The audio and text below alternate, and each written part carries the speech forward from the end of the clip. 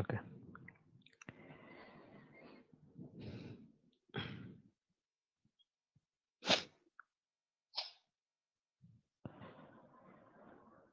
দেখেন এই অংশে ইংলিশ ল্যাঙ্গুয়েজ এবং লিটারেচার নিয়ে আলোচনা করব।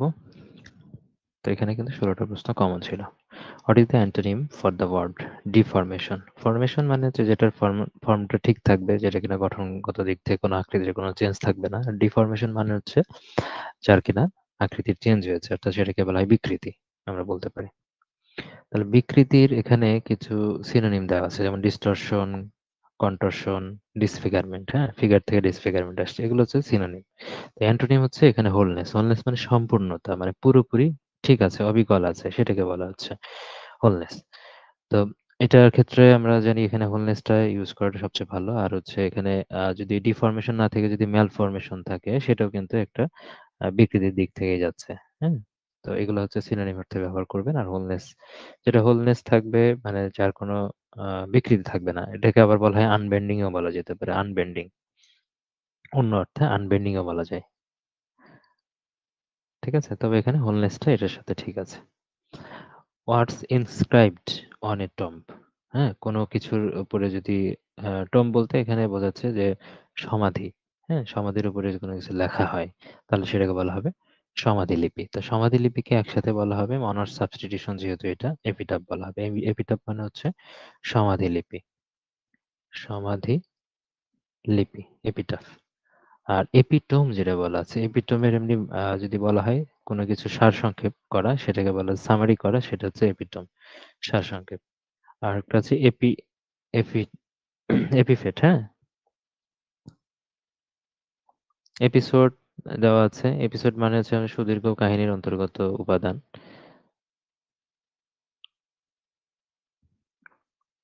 মোটামুটি এপিটোম আর হচ্ছে এপিটাফের মধ্যে একটু কনফিউশন তৈরি হয়। এপিটোম, এই যে টোম থেকে টম্বু মনে হতে পারে এটা, কিন্তু টম্বের উপরে যেটা লেখা হয় সেটা এপিটাফ। আর এপিথেট যেটা, সেটা হলো কোনো একটা চরিত্র, চরিত্রের মধ্যে যে গুণাবলী থাকে সেগুলোকে বিশ্লেষণ করা। চরিত্রের গুণাবলী বিশ্লেষণ, গুণাবলী বিশ্লেষণ অর্থে এটা ব্যবহার করা হয়। আর এপিসোড মানে হচ্ছে কোনো একটা সুদীর্ঘ কাহিনীর ক্ষেত্রে আমরা জানি এপিসোড ব্যবহার করি। যেরকম ভাবে আমরা এপিসোড আকারে কিন্তু ক্লাসগুলো করছি। হ্যাঁ, সে কতদিন আগে শুরু হয়েছে। ঠিক আছে, একটা করে এপিসোড কত বড়, সুদীর্ঘ কাহিনীর অন্তর্গত উপাদান, সেটাকে আসলে এপিসোড বলা হয়। কাহিনীর উপাদান প্রত্যেকটা আলাদা আলাদা এপিসোড। তার মানে এটার তাহলে এপিটাফ পাইলাম। তারপর দ্য ফ্রেজ মানে ডগ ডেজ। ডগ ডেজ বলতে হচ্ছে কুকুরের দিন। কুকুরের দিন বলতে কি বোঝাচ্ছে, যে দিনগুলোতে কুকুর হচ্ছে কি হয়ে যায়, জিহ্বা বের করে দৌড়ায়, সেটা কুকুরের দিন। তো জিহ্বা বের করে দৌড়ায় কখন? যখন খুব বেশি গরম ওয়েদার থাকে, হট ওয়েদার। তো ডগ ডেজ মানে হচ্ছে এখানে হট ওয়েদারকে বোঝাচ্ছে। With gender is the word orphan? এর আগে আমরা অরফ্যান হয়তো বা উদাহরণে পড়িনি, শুধু বাদবাকি সবই পড়েছি, যেমন বেবি পড়েছি, হ্যাঁ, বেবি চাইল্ড, এগুলো সবই পড়েছি। বেবি চাইল্ড এগুলো হচ্ছে কমন। তো অরফ্যান মানে হচ্ছে এতিম সন্তানকে বোঝাচ্ছে, এখানে নারী পুরুষ দুইটাকেই বোঝাবে। মানে যদি ছেলে মেয়ে দুইটা থাকে, দুইটাকেই কিন্তু এখানে বোঝাবে। তারপরে the who wrote the play, the way of the world. Way, তারপরে ওয়ার্ল্ড, এখানে ডব্লিউ আছে, এখানে ডব্লিউ আছে। হ্যাঁ, তো উইলিয়াম কনগ্রিভ, কার লেখা এটা? উইলিয়াম কনগ্রিভের লেখা। এখন ডব্লিউ দিয়ে কেন বুঝাইলাম, এর সাথে আরো একটা মনে রাখবেন, লাভ ফর লাভ। লাভ দিয়ে তো অনেকেই অনেক কিছু লিখেছে। ঠিক আছে, তো লাভ ফর লাভ, এটা কিন্তু উইলিয়াম কনগ্রিভের লেখা। যেরকম এখানে ডাব্লিউ আছে, এখানে এল আছে, এখানে এল আছে, মাঝখানে এখানে অফ দা আছে, এখানে ফর আছে। তাহলে the way of the world এবং লাভ ফর লাভ, এটা হচ্ছে উইলিয়াম কনগ্রিভের লেখা। ঠিক আছে, উইলিয়াম কনগ্রিভের লেখা। আর এই লাভ ফর লাভ এর বাইরেও কিন্তু আরো কিছু বিষয় আছে, যে এটা তার লেখা, যেমন হচ্ছে the old bachelor, the old bachelor, এগুলো সব উইলিয়াম কনগ্রিভের লেখা। এখন খেয়াল করেন যে the way of the world, এই স্পেসিফিক ভাবে এটার ক্ষেত্রে একটা তথ্য আপনাদের পড়তে হবে এখান থেকে। ওয়ে অফ দ্য ওয়ার্ল্ড এর ক্ষেত্রে, যে এটাকে বলা হয় কমেডি অফ ম্যানার্স। হ্যাঁ, এটাকে বলা হয় কমেডি অফ ম্যানার্স। যেরকম ভাবে আমরা কমেডি অফ হিউমার এটা আমরা পড়েছি বেন জনসনের ক্ষেত্রে, কিন্তু এটাকে হচ্ছে কমেডি অফ ম্যানার্স, মানে কমেডি অফ ম্যানার্স এর প্রবর্তক হচ্ছে উইলিয়াম কনগ্রিভকে বোঝাচ্ছে। আর এখানে ওয়ে অফ দ্য ওয়ার্ল্ডে কমেডি অফ দ্য ম্যানার্স কে উল্লেখ করা হয়েছে, মানে এই প্লেটাকে বলা হচ্ছে বিশেষ করে। আর উইলিয়াম কনগ্রিভ কিন্তু তিনি রেস্টোরেশন পিরিয়ডের মানুষ। কোন পিরিয়ডের? রেস্টোরেশন পিরিয়ডের মানুষ। ওকে, তারপরে আসি। Better to reign in hell than serve to heaven. হ্যাঁ, যে এখানে শয়তানের উক্তি এটা, যে স্বর্গে চাকর খাটার চেয়ে নরকে গিয়ে রাজত্ব করা ভালো। ডেফিনেটলি এটা শয়তানের উক্তি। ওই যে অ্যাডাম, ইভ, শয়তান। হ্যাঁ, এই যে শয়তান যে প্ররোচনা করতো আর কি, যেটা আদম আলাইসাল্লামকে শয়তানকে প্ররোচনা করতো, আদম হাওয়াকে। ঠিক আছে, তার ভিত্তিতে এটা লিখেছে। তো ডেফিনেটলি এটা কোনটার অন্তর্গত আমরা জানি, প্যারাডাইস লস্ট এর মধ্যে। আর প্যারাডাইস লস্ট মানে হচ্ছে, সেটা কে লিখেছে, এই এপিকটা কে লিখেছে, জন মিল্টন লিখেছে। তো যেরকম এটা যেরকম প্যারাডাইস লস্ট এর মধ্যে আছে, প্যারাডাইস লস্ট এর কিন্তু আরো কিছু লাইন আছে যেগুলো গুরুত্বপূর্ণ প্যারাডাইস লস্ট এর মধ্যে। যেরকম হলো solitude sometimes is best society, এটা এর মধ্যে পড়ে। হুম, সিআইটি। তার মানে এটা প্যারাডাইস লস্ট এর মধ্যে এটা কিন্তু আছে। ঠিক আছে, তার আরেকটা লাইন আছে, awake, arise, or be for ever fallen. এই যে এই ফলেন, হ্যাঁ, এটারও কিন্তু উক্তি, এই শয়তানের উক্তি।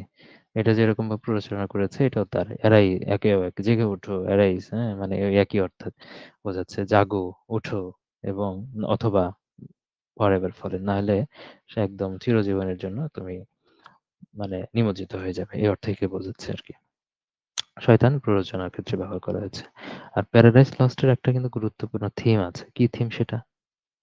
একটা থিম আছে যে to justify the ways of God to man. হ্যাঁ, ways of God to man, এটা কিন্তু থিম। এটা খেয়াল করেন যে প্যারাডাইস লস্ট তো হইলো, কিন্তু এর আগে, এরপরে কিন্তু আবার একটা এপিক তিনি লিখেছেন, সেটা হচ্ছে প্যারাডাইস রিগেইনড। কি লিখেছে? প্যারাডাইস রিগেইনড।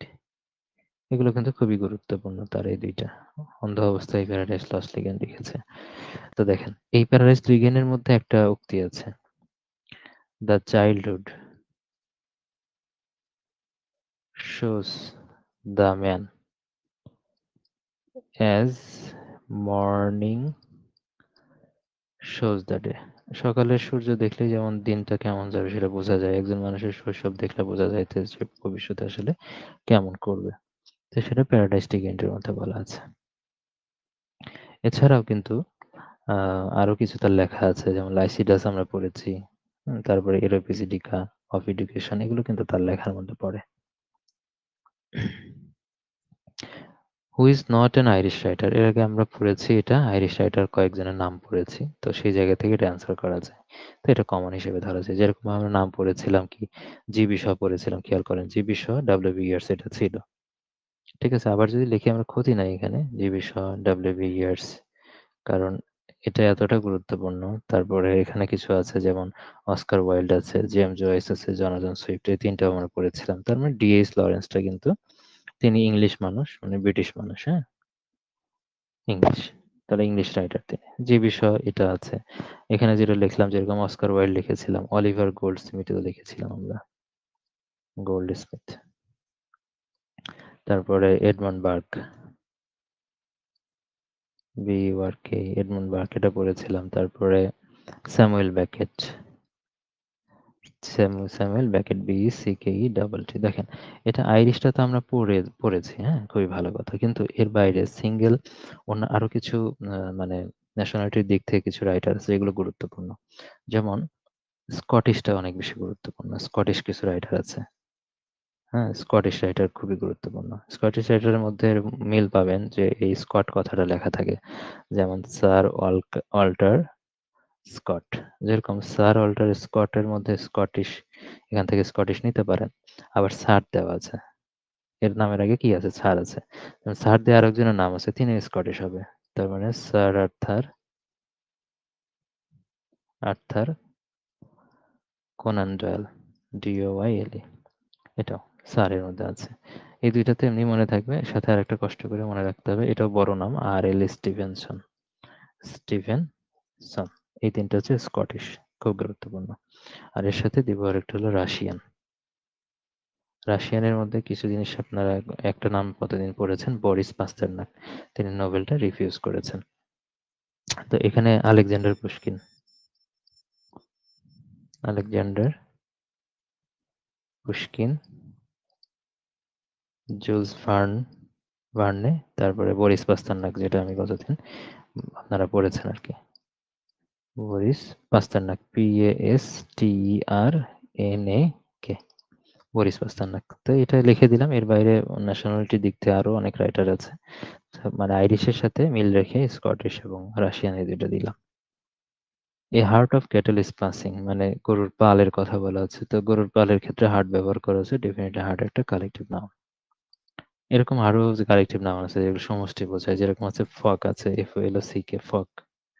তারপরে ফ্লিট, হ্যাঁ, এগুলো যখন ব্যবহার করা হবে কালেকটিভ ফর্ম দিবে। তো ক্রাউড জনসমষ্টি যেটা বোঝাচ্ছে। তারপরে বুকে, ফুলের যে বুকে গুলো থাকে, BOU, সরি, BOUQUET, বুকে বানানটা দেখতে হবে। তারপর ট্রুপ, এগুলো সবই মানে মিনিং দিবে। তারপরে হার্ট আছে, যেমন এখানে হার্টটা আবার লিখি, এখানে মূল ক্লাসে আমি এইভাবে লিখে দিয়েছিলাম। ক্রু, নাবিকের দল যেটা থাকে। তারপর কোনো একটা টিম মানে নিজস্ব দল, সমষ্টিকে বোঝাবে। স্কুল, হ্যাঁ, স্কুল অফ ফিশ, মাছের যে ঝাঁক সেটাকে স্কুল বলা হচ্ছে। গ্যাং। তো এইগুলো যদি থাকে ডেফিনেটলি এগুলোর দ্বারা বোঝাবে কি, এগুলো সবই কালেকটিভ নাউনকে আসলে নির্দেশ করবে। What is the adjective form of the people? People মানে হচ্ছে জনগণ। তো জনগণের মানে মানে অ্যাডজেক্টিভ ফর্ম হবে যেখানে জনগণের অবস্থানটা বেশি থাকে, অর্থাৎ জনবহুল অ্যাডজেক্টিভ। তার পপুলাসটা হচ্ছে জনবহুল এই অর্থে। মনে হবে পপুলার তো জনপ্রিয়, কিন্তু জনগণের সাথে যেখানে বেশি জনগণ থাকে সেটাকে বলা হবে পপুলাস। আর পপুলার মানে জনপ্রিয়, অর্থাৎ নির্দিষ্ট একজন ব্যক্তিকে বোঝাচ্ছে, তার খ্যাতির অর্থে এটা ব্যবহার করা হয়। পপুলারিটি মানে জনপ্রিয়তা, এটা নাউন ফর্ম। আর পপুলারাইজ মানে জনপ্রিয় করা, মানে পপুলারের এটা কি ফর্ম, ভার্ব ফর্ম পপুলারাইজ। তার মানে পিপলের সাথে কিন্তু পপুলাস যাবে। দা হি হি কন্টেম্পলেটেড ম্যারিং হিজ কাজিন, এটাও সিম্পল হিসেবে চিন্তা করবেন। এটা সাবজেক্ট আছে, এখানে ভার্ব আছে, সাবজেক্ট ভার্ব, আর পুরোটা হলো অবজেক্ট। তাহলে অবজেক্ট ম্যারিং হিজ কাজিন বলা আছে, তার মানে এখানে ম্যারিং দেওয়া আছে, তাহলে অবজেক্ট হিসেবে ব্যবহার করা হয়েছে। তো অবজেক্ট হিসেবে কি ব্যবহার করা হবে? অবজেক্ট হিসেবে যেটা থাকবে সেটা জিরান্ড হতে পারে, verb plus ING. No second try is a কি? নো সেকেন্ড ট্রাই এটা একটা পোয়েম। তো নো সেকেন্ড ট্রাই এটা কার পোয়েম? WB ইয়েটস এর পোয়েম। WB ইয়েটস এর এটা পোয়েম। খেয়াল করে দেখেন, WB ইয়েটস এর আরো কিছু পোয়েম আমরা পড়েছি। দ্য সেকেন্ড কামিং পড়েছি, দ্য লেগ স্ল্যাব ইন নেসপে পড়েছি, সেইলিং টু বাইজেন্টিয়াম পড়েছি, এস্টার 1916 এটা পড়েছি। এগুলো সবই আমরা পড়েছি। সাথে এটা আমি লিখে দিয়েছি কিনা মনে নাই আমার, এই জন্য এটা একটু লিখবো এখানে। The cat and the moon, দেখেন ওই কবিতাগুলোর সাথে এগুলো থাকবে এটা। তবে তার কিছু প্লেও আছে, যে প্লেগুলো গুরুত্বপূর্ণ। এই প্লেটা এর আগে আমরা পড়ি নাই, তো এখন আমরা প্লেটা পড়বো। The Resurrection, then the Countess Cathleen, COUNTESS, Countess, CATHLEEN, Countess Cathleen. আগের যেগুলো আমি বললাম আমি উচ্চারণ করে দিলাম, আগে তো লিখে দিয়েছি 2 বার, সে জায়গা থেকে অবশ্যই দেখবেন। Who is not a modern poet, K modern poet না? দেখেন এটা পড়ার জন্য আমরা জানি যে অপশনগুলোর মধ্যে যাই, আমাদের সবগুলো জানা লাগবে না। জন কিটস আমরা জানি মডার্ন পোয়েট না, রোমান্টিক পোয়েট। তো সেখান থেকে অ্যান্সার করা যাবে। আমি মডার্ন পোয়েটের তো সব পোয়েটের নাম আমরা জানবো না, কিন্তু এটা তো আমরা জানি যে জন কিটস হচ্ছে রোমান্টিক যুগের। তো এটা এমনি অ্যান্সার করা যাবে, কমন প্রশ্ন। Who is the author of the novel the God of small thing? The God of small thing কার লেখা? অরুন্ধতী রয়ের লেখা। অরুন্ধতী রয়ের কিন্তু আরো কিছু লেখা আছে যেগুলো গুরুত্বপূর্ণ, যেমন the ministry of utmost happiness, ministry of utmost happiness এটা আছে। তারপরে দ্য এন্ড অফ ইমাজিনেশন, এগুলো হচ্ছে অরুন্ধতী রয়ের লেখা। আর থমাস হার্ডি সম্পর্কে আমরা পড়েছি, আর কে নারায়ণ সম্পর্কে আমরা পড়েছি, ঝুম্পা লাহিড়ী সম্পর্কে পড়ি নাই। জাস্ট এখান থেকে একটু লিখবো তার লেখাটা, তার নেমশেক। থমাস হার্ডির অনেক লেখা আছে, তো এগুলো এখানে লেখা যাবে না। আর কে নারায়ণ সম্পর্কে জাস্ট বলি, দ্য ডার্ক রুম আছে, একটাই লিখছি এখানটাতে, ডার্ক রুম। আর আর কে নারায়ণ সম্পর্কে এর আগে আমি বলেছি যে যদি লেখার মধ্যে মালগুদি থাকে, মালগুদি ডেস, হ্যাঁ, ম্যান ইটার অফ মালগুদি। তো এগুলো সবই আর কে নারায়ণের লেখা। তার ক্ষেত্রে আরেকটা জিনিস বলেছিলাম, মাই ডেটলেস ডায়েরি, যে ডায়েরিতে কোনো ডেট নাই, সেটা আর কে নারায়ণের লেখা। এগুলো সবই হচ্ছে ইন্ডিয়ান রাইটার। ঝম্পা লাহিড়ী, আর কে নারায়ণ, অরুন্ধতী রয়, এনারা তিনজনে কি আমরা জানি ইন্ডিয়ান, তিনজনই কিন্তু ইন্ডিয়ান।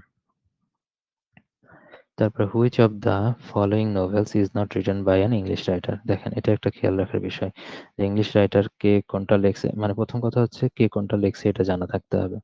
এখন সেক্ষেত্রে জানা থাকলেও দেখা যাবে যে আপনি মানে খুব দ্রুত অ্যান্সার করতে পারবেন, যেহেতু একটা আর কি বলছে যে এটা ইংলিশ রাইটার লেখে নাই। তার মধ্যে এটা আমি পেরেছিলাম, কেন পেরেছিলাম, কারণ আমরা পড়েছিলাম যে 100 Years of Solitude, এটা কার লেখা, এটা হচ্ছে জিজি মার্কুইজের লেখা, অর্থাৎ গ্যাব্রিয়েল গার্সিয়া মার্কুইজের লেখা, এবং তিনি ল্যাটিন আমেরিকান মানুষ। তো ডেফিনিটলি ইংলিশ রাইটার নয়। তো এটা দেখে, অপশন দেখে সরাসরি আনসার করতে পেরেছিলাম। ঠিক আছে? তো এটা সেভাবে করা যাবে। কিন্তু ব্যাখ্যার ক্ষেত্রে যদি আমরা সবগুলো একটু বলার চেষ্টা করি, এ প্যাসেজ টু ইন্ডিয়া কার লেখা? ই.এম. ফস্টারের লেখা। ইনিও ব্রিটিশ মানুষ। সন অ্যান্ড লাভার্স কার লেখা? এটা হচ্ছে ডি.এইচ. লরেন্সের লেখা। আপনারা পড়েছেন, হয়তো মনে থাকবে না, DH. Lawrence. Prize and prejudice কার লেখা? জেন অস্টিনের লেখা। জেন অস্টিনের লেখা, AUSTN। সবই ইংলিশ মানুষ এনারা। A passage to India E M. ফস্টারের লেখা। আর এই যে অন 100 Years of Solitude কার লেখা? এখান থেকে পরীক্ষা আসতে পারে সামনে। জিজি মার্কুইজ, এটা শর্ট ফর্মে যদি থাকে, আর যদি ফুল ফর্মে থাকে Gabriel Garcia Marquez. Q is it. তিনি মূলত ল্যাটিন আমেরিকা যেহেতু বলা হচ্ছে, এবং দেশ হিসেবে তিনি কলম্বোর মানুষ, কলম্বিয়ান। দেশ হিসেবে তিনি কলম্বিয়ার মানুষ, এটা একটা ইম্পর্টেন্ট ব্যাপার। এই speech full of too many words, সেটাকে বলা হয় ভার্বোজ স্পিচ। আগে পড়েছি আমরা, খেয়াল করেন। Who is the poet of the poem Ozymandias? এটাও আমাদের কমন। অজিমান্ডিয়াস হচ্ছে পিবি শেলির মধ্যে, পিবি শেলি লিখেছে অজিমান্ডিয়াস। এর আগে পড়েছি কুইন ম্যাপ, তার ফার্স্ট লেখা। পিবি শেলির হচ্ছে কুইন ম্যাপ, হলো তার ফার্স্ট পোয়েম, কুইন ম্যাপ, এটা আমরা পড়েছি। তারপরে ওড টু ওয়েস্ট, এগুলো সবই পড়েছি এবং সেগুলোর উক্তি সহ পড়েছি। Ode to the west wind, west wind. তারপরে ode to the skylark, skylark, এটা পড়েছি এগুলা। তারপর অজয় মেন্ডেস, এটার অজয় মেন্ডেস আছে। তারপরে এগুলো যে দুইটা পড়ি নাই, মানে যে একটা পড়ি নাই আমরা, প্রমেথিউস আনবাউন্ড, প্রমেথিউস আনবাউন্ড, এটা তার লেখা। আর এটা আমরা পড়েছি অবশ্যই অ্যাডোনিয়াস, অ্যাডোনাইস, এটা আমরা পড়েছি। এটা তার বিবিসের একটা ইলিজি, এবং সেটা জন কিটসের মৃত্যুতে তিনি লিখেছিলেন অ্যাডোনিয়াস। এই তো ব্যাপারটা। মোবি ডিক এ নোভেল, এটা বলা আছে, তাহলে এখানে আমরা কিছু জিনিস পাবো যে মোবি ডিকটা কার লেখা। মোবি ডিকটা লেখা হচ্ছে হারম্যান মেলভেলির লেখা, হারম্যান মেলভেলির লেখা মোবি ডিক। এবং এটা ধরনের দিক থেকে কোন ধরনের জিনিস? সাহিত্যকর্ম, এটা একটা নোভেল। ঠিক আছে, ধরনের দিক থেকে এটা একটা novel.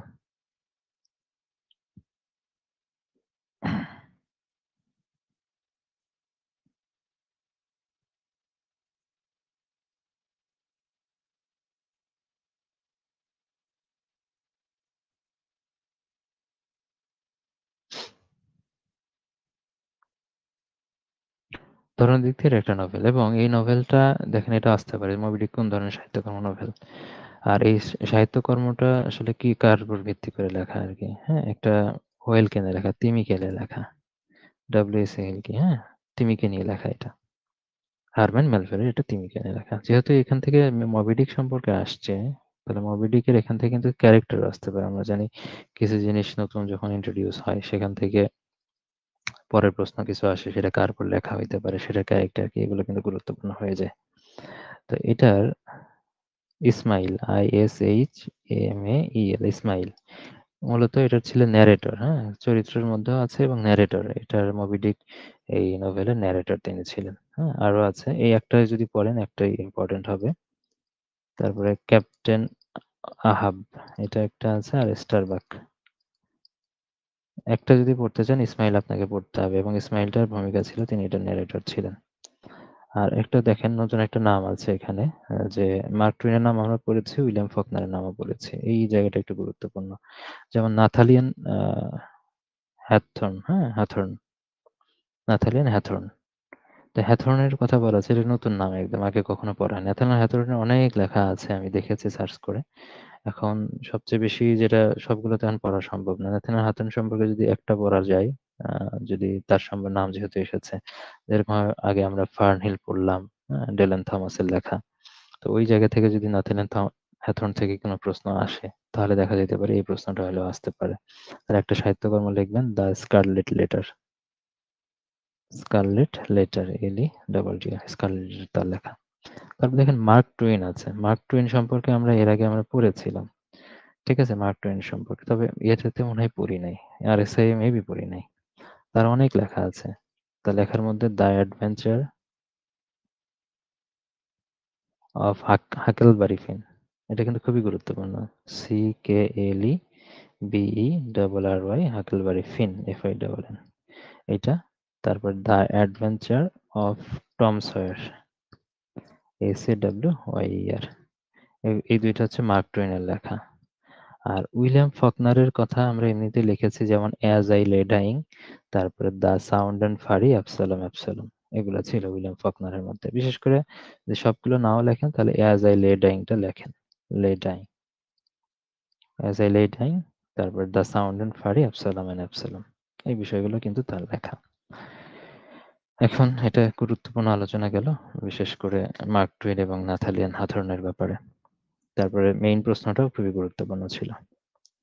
If hot winter comes can spring be far behind, আগেও আলোচনা হয়েছে, ডিরেক্ট প্রশ্ন, কমন এটা। হ্যাঁ, এটা আমরা জানি যে কিছুক্ষণ আগেই পড়লাম যে পিবি শেলির যে রচনাগুলো পড়লাম, ode to the west wind, এই ode to the west wind থেকে কিন্তু এটা লেখা হয়েছে, ওয়েস্ট উইন্ডের মধ্যে আছে, ওড টু দ্য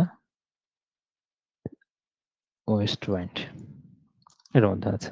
আর এই ওড টু দ্য ওয়েস্ট উইন্ডের মধ্যে এটা যেরকম একটা লাইন, আরো একটা লাইন আছে এখান থেকে, ওহ লিফট মি অ্যাজ ওয়েভ এ লিফ, ওহ আমাকে হচ্ছে ওয়েভ মানে তরঙ্গের মতো করে তোলো, লিফট মি পাতার মতো করে, এ ক্লাউড মেঘের মতো করে উড়িয়ে নিয়ে যাও। এই অর্থে এটা ব্যবহার করা হয়েছে এখানে। O Henry is from, O Henry হচ্ছে William Sydney Porter. O Henry কোন দেশ থেকে আসছে? তিনি আমেরিকান। তার মানে এখান থেকে আমরা জানি যে যতগুলো ইংলিশ আমরা রাইটার গুলো পড়ি, এই রাইটার গুলোর মধ্যে ম্যাক্সিমাম হচ্ছে ব্রিটিশ, মানে ইংল্যান্ডের, আর কম সংখ্যক হচ্ছে আমেরিকান। হ্যাঁ, এবং আমেরিকার মধ্যে তো অনেক মানে কম সংখ্যক থাকলেও আমাদের পড়ার দিক থেকে সেই সংখ্যাটা অনেক বেশি হবে। তো গুরুত্বপূর্ণ কিছু রাইটার আমরা পড়তে পারি যারা কিনা আমেরিকা থেকে আসছে। তো একদম গুরুত্বপূর্ণ যদি হয়, আমি সিরিয়ালি গুরুত্বপূর্ণ গুলো লিখবো। Hemingway, Ernest Hemingway. তারপরে উইলিয়াম ফকনার, যে কিছুক্ষণ আগে আমরা উইলিয়াম ফকনারের নাম পড়লাম, FAULKNER, উইলিয়াম ফকনার। তারপরে Robert frost, FROST, Robert frost, এটা। তারপরে এই যে ও হেনরিটাও গুরুত্বপূর্ণ। এগুলো কমন ছিল আমার। হ্যাঁ, আমি পেরেছি এগুলো, কারণ এই যে যেভাবে আপনাদের মেইন কোর্সে, তো এইভাবে আমি নোট করে দিয়েছি প্রত্যেকটা দেশের আলাদা আলাদা করে। এই নোটটা করার আগে তো আমার এই নোটটা করা ছিল শুরুতে। তো এই জায়গাগুলো থেকে মানে এগুলো কমন পাওয়া গেছে। ও হেনরি, তারপর টনি মরিসন, MORRISON, টনি মরিসনও গুরুত্বপূর্ণ। এই জায়গাটুকু মানে এই যে লাইনে লিখলাম পাঁচটা, এই পাঁচটা হচ্ছে মোস্ট ইম্পর্টেন্ট। কিন্তু আমেরিকান রাইটার তো আরো আছে, তো তার মধ্যে একটু যদি সেকেন্ড ক্যাটাগরির মধ্যে রাখি, মার্ক টুইন কিছুক্ষণ আগে আমরা পড়লাম, মার্ক টুইন, উইলিয়াম ফকনার, এগুলো পড়লাম না? মার্ক টুইন, তারপরে ওয়াল্ট হুইটম্যান, WSIT, হুইটম্যান। তো এটা সেকেন্ড ক্যাটাগরি গেল। থার্ড ক্যাটাগরিটা কেন গুরুত্বপূর্ণ? বাংলাদেশের সাহিত্যের সাথে এদের নাম গুরুত্বপূর্ণ। যেরকম ভাবে আমরা পার্ল এস বাক, এটা বাংলা সাহিত্যের ক্ষেত্রে আমরা এটা পড়েছি, এর নামটা আমাদের পরিচিত। তারপরে এডগার অ্যালান পো, এই নামগুলো বাংলা সাহিত্য পড়ার সময় আমরা পড়েছি। এখন এই নামটা কোথায় কোথায় পড়েছি, আপনাদের জন্য কুইজ থাকলো, যে পার্লেস বাকের কার সাথে কার সাহিত্যকর্মকে তুলনা করা হয়েছে? এডগার অ্যালান পো, তিনি হচ্ছে তার সাহিত্যকর্মের সাথে মানে মানে বাংলাদেশের কার সাহিত্যকর্মের সাথে তার সাহিত্যকর্ম মিল আছে, বা এই রিলেটেড কি তথ্য আমরা বাংলা সাহিত্যের মধ্যে পড়েছি। এই জন্য এখানে দিলাম। এই দুইজনে হচ্ছে আমেরিকান মানুষ, এবং এটা দুইটা আপনাদের কাজ থাকলো। এই কাজের ব্যাপারটা আমি বলবো, যারা আপনারা পড়েছেন, হ্যাঁ, আমি এখানে বুঝবো কেমনে, এখানে তো কেউ প্রেজেন্ট নেই, পরবর্তীতে আপনাদের কাজ দিলে কোনো কাজও জানান না। এটা যে আপনি আদৌ দেখেছেন, আর আমার প্রতি যদি আপনার এইটুকু ইয়া থাকে যে আমার কাজটা আপনাকে করে দেখাইতে হবে, তাহলে কষ্ট করে মেসেঞ্জারে এটা লেখার পরে ছবিটা তুলে, এখানে অবশ্যই লিখবেন, এই সাইডে লিখবেন, এই সাইডে লিখবেন, লেখার পরে সেটা ছবি তুলে মেসেঞ্জারে পাঠিয়ে দিবেন। যারা এটা কাজটা করবেন, সাথে, সাথে করবেন, তাহলে আমার অনুগত স্টুডেন্ট। ঠিক আছে? দেখি, কারণ এটা তো আমি কারো কাছ থেকে ফিডব্যাকটা পাইলাম না। আর আগে অনেক কাজ দিয়েছি, কেউ কাজ মানে সেটা আসলে করেন কিনা, হয়তো করেন, করেন ঠিক আছে। কিন্তু এটা আমার থাকলেও এই কাজটা আমি দেখতে চাই। পার্লেস ব্যাগটা কার সাথে জড়িত? এডগার অ্যালান পোটা কার সাথে জড়িত? What is the setting of the play Hamlet? এর আগে আমরা পড়েছি হ্যামলেটটা হচ্ছে ডেনমার্কের এইচডি। তারপরে পড়েছি ম্যাকবেথ হচ্ছে স্কটল্যান্ডের, বিশেষ করে কডর। কডর যদি বলা থাকে আবার কডরও অ্যান্সার হবে। তারপরে ওথেলো হচ্ছে ভেনিসের, আর কিং লিয়ার হচ্ছে ইংল্যান্ডের। আগে লিখেছি এগুলো। To word, the word to genuflect. Genuflect মানে হাঁটু ভাঁজ করা। হাঁটু ভাঁজ করা মানে হচ্ছে টু বেন্ড দ্য নি, মানে নত জানু হওয়া। অনেক সময় বাংলায় যদি থাকে সেটাকে নত জানু। She went to New Market. সে নিউ মার্কেটে গেছে কিসে দিয়ে? পা দিয়ে গেছে, মানে অন ফুট। ঠিক আছে? She went to New market on foot. তারপরে আসেন bird fly dash in the sky. পাখি আকাশে মুক্তভাবে উড়ে বেড়ায়। তো মুক্তভাবে ভাবের ইংরেজি হচ্ছে অ্যাট লার্জ। হ্যাঁ, অ্যাট লার্জ হচ্ছে মুক্তভাবে, মুক্ত বা স্বাধীনভাবে, মুক্ত বা স্বাধীনভাবে। আর এর সাথে আরো কিছু আছে, যেরকম অ্যাট দিয়ে থাকতে পারে, যেরকম যদি থাকে at length. At length, at length মানে এটাকে আমি ইংলিশ দিয়ে লিখছি বিস্তারিত, ডিটেলস। হ্যাঁ, অ্যাট লেন্থ যদি বিস্তারিত অর্থ একটা ব্যবহার করা হয়, আবার আফটার এ লং টাইম মানে দীর্ঘ বিরতির পর। দীর্ঘ বিরতির ক্ষেত্রে অ্যাট লেন্থ ব্যবহার করা যায়, অ্যাট লেন্থ। তারপর আরো কিছু আছে অ্যাট দিয়ে, যেরকম অ্যাট হোম। অ্যাট হোম আমরা কখন ব্যবহার করি? যখন কোনো কিছুতে কেউ দক্ষ, তখন আমরা ব্যবহার করি। দক্ষ, স্কিলড, অথবা কেউ কোনো কিছুতে আরামদায়ক মানে কমফোর্টেবল, সে অর্থে আমরা ব্যবহার করতে পারি। তারপর অ্যাট এজ। অ্যাট এজ মানে কেউ যদি রিল্যাক্সড অবস্থায় থাকে, মানে কাছাকাছি। অ্যাট হোম আর অ্যাট এজের মোটামুটি একটা কাছাকাছি মিনিং আছে। তবে অ্যাট হোমটা আবার স্কিল অর্থেও ব্যবহার করা যায়, এটার একটা আলাদা মিনিং আছে তার মানে। হু is the author of the gen Iyer? Gen আয়ার, তারপরে হচ্ছে আহ, কি বলে, জেন আয়ার যে লিখেছে তার নাম হচ্ছে শার্লট ব্রন্টি। হ্যাঁ, তো শার্লট ব্রন্টি, তারপরে এমিলি ব্রন্টি, এরা কিন্তু বোন ছিল। এখন খেয়াল করেন যে জেন আয়ার, এর আগে আমরা শার্লট ব্রন্টি তো হইলো, কিন্তু এমিলি ব্রন্টির আমরা অদারিং হাইট আমরা পড়েছিলাম। ঠিক আছে? অদারিং হাইট, এবং অদারিং হাইটের ক্যারেক্টার থেকে কিন্তু প্রশ্ন আমরা আসতে দেখেছি। হ্যাঁ, দুই বইয়ের, দুই বোনের হচ্ছে দুইটাই খুবই গুরুত্বপূর্ণ। অদারিং হাইট থেকে ক্যারেক্টার আসছে, তো শার্লট ব্রন্টি থেকে, মানে শার্লট ব্রন্টি হচ্ছে জেন আয়ার। ঠিক আছে? এখানে খেয়াল করেন যে এই এমিলি ব্রন্টিকে মনে হয় ইলিস বেল বলা হয়, মানে ছদ্মনাম যদি ধরা হয়, এলিস বেল। আর শার্লট ব্রন্টিকে বলা হয় হচ্ছে Currer Bell, pen name. Pen name হচ্ছে কুরিয়ার, সিতে কুরিয়ার। হ্যাঁ, দেখেন এই যে ইলিস বেল, ই আছে, এমিলি ব্রন্টি ইয়েতে এলিস আছে, তার মানে এর পেন নেম হলো, পেন নাম হচ্ছে Ellis Bell. ELLIS, Ellis Bell pen name. ইতে আছে এমিলি ব্রন্টি, আর এখানে শার্লট ব্রন্টি আছে না, তাহলে এর পেন নেম হচ্ছে কি? সি দিয়ে হবে, সি দিয়ে হচ্ছে কুরিয়ার বেল।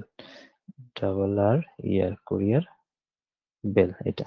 এখন দেখেন আমরা ওয়াদারিং হাইটের ক্যারেক্টার পড়েছি, সেই জায়গা থেকে এই জেন আয়ারের ক্যারেক্টার আমরা একটা পড়বো। সেই ক্যারেক্টারের নাম হলো এডওয়ার্ড রচেস্টার। জেন আয়ার নিজেও একটা ক্যারেক্টারের মধ্যে, জেন আয়ারের মধ্যে জেন আয়ার আছে। জেন আয়ার একটা ক্যারেক্টার, তারপরে আর একটা ক্যারেক্টার হচ্ছে এডওয়ার্ড রচেস্টার। এডওয়ার্ড রচেস্টার, ব্যাস, এটা একটা ক্যারেক্টার। তারপরে the most famous romantic poet of English literature. Romantic পোয়েটটাকে আমরা জানি উইলিয়াম ওয়ার্ডসওয়ার্থের কথা, রোমান্টিক যুগের একদম পায়োনিয়ার তিনি। তো এটা নিয়ে আর কি বলবো, বাদ বাকি হচ্ছে জন ড্রাইডেন হচ্ছে রেস্টোরেশন পিরিয়ডের, আপনারা পড়েছেন রেস্টোরেশন পিরিয়ড। আলেকজান্ডার পোপ, এটা হচ্ছে অগাস্টান পিরিয়ডের। T.S. ইলিয়ট, তিনি হচ্ছে মডার্ন পিরিয়ডের। এই বিষয়গুলো আপনারা পড়েছেন। তারপরে আসি, identify the correct synonym of the word magnanimous. আগেও আলোচনা হয়েছে, ম্যাগনানিমাস মানে যে উদার বা বদান্যতা যার আছে, হ্যাঁ, তাকে আসলে বোঝাচ্ছে। মানে ম্যাগনানিমাস, জেনারাস, একদম ডিরেক্ট প্রশ্ন, কমন। তারপরে এর সিনোনিম আমরা আরো পড়েছিলাম, বেনিভোলেন্ট, বেনিফিশিয়াল, তারপরে অ্যালট্রুইস্টিক, এই জিনিসগুলো কিন্তু আমরা পড়েছিলাম। একটা মিনিট।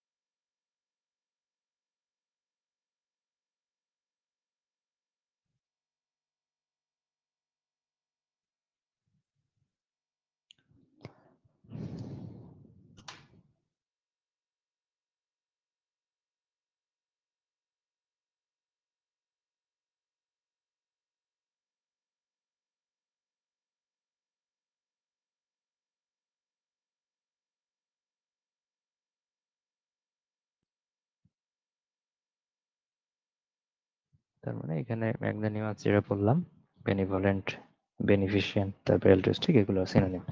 তার সিনোনিম এখানে কি সিনোনিমের কথা বলা আছে, হ্যাঁ? তো আনকাইন্ড, রিভেঞ্জফুল, এগুলো কিন্তু হচ্ছে অ্যান্টোনিমের মধ্যে যেতে পারে। Choose the right forms of the verb. It is high time. It is high টাইমের আমরা রুলস পড়েছি। হাই টাইমের পরে যে সাবজেক্ট থাকে, সাবজেক্টের পরে যে ভার্বটা থাকে, সে ভার্বটা সবসময় পাস্ট টেন্সে হয়। পাস্ট হবে। তার মানে এখানে পাস্ট আছে, তার মানে we acted on the matter. What is the noun form of the word laugh? Laugh মানে হাসাহাসি করা। লাফের নাউন ফর্মটা হচ্ছে লটার। হুম, লটার। আর লাফেবল যেটা আছে এটা হলো অ্যাজেক্টিভ। হ্যাঁ, আর লাফিংলি যেটা বোঝাচ্ছে এটাকে অ্যাডভার্ব। এটা কিন্তু অ্যাডভার্ব ফর্মে আছে। Identify the word which is spelled incorrectly. Occasion বানানটা দেখলেই মনে হবে যে এটা তেরা বেঁকা আছে, ঝামেলা আছে। তো এটা হচ্ছে ভুল। তার মানে OCCA অকেশন। ফ্লাকচুয়েশন যে মানে ওঠানামা করা। রেমিশন মানে হচ্ছে কোনো কিছু ছাড় দেওয়া বা কমিশন, বা এটা হচ্ছে মনে রাখতে পারেন। ডিসিশন মানে সিদ্ধান্ত, বুঝতেই পারছেন বানানগুলো ঠিক আছে এগুলোর। তাহলে choose the change the voice. Nobody trust A traitor. কেউ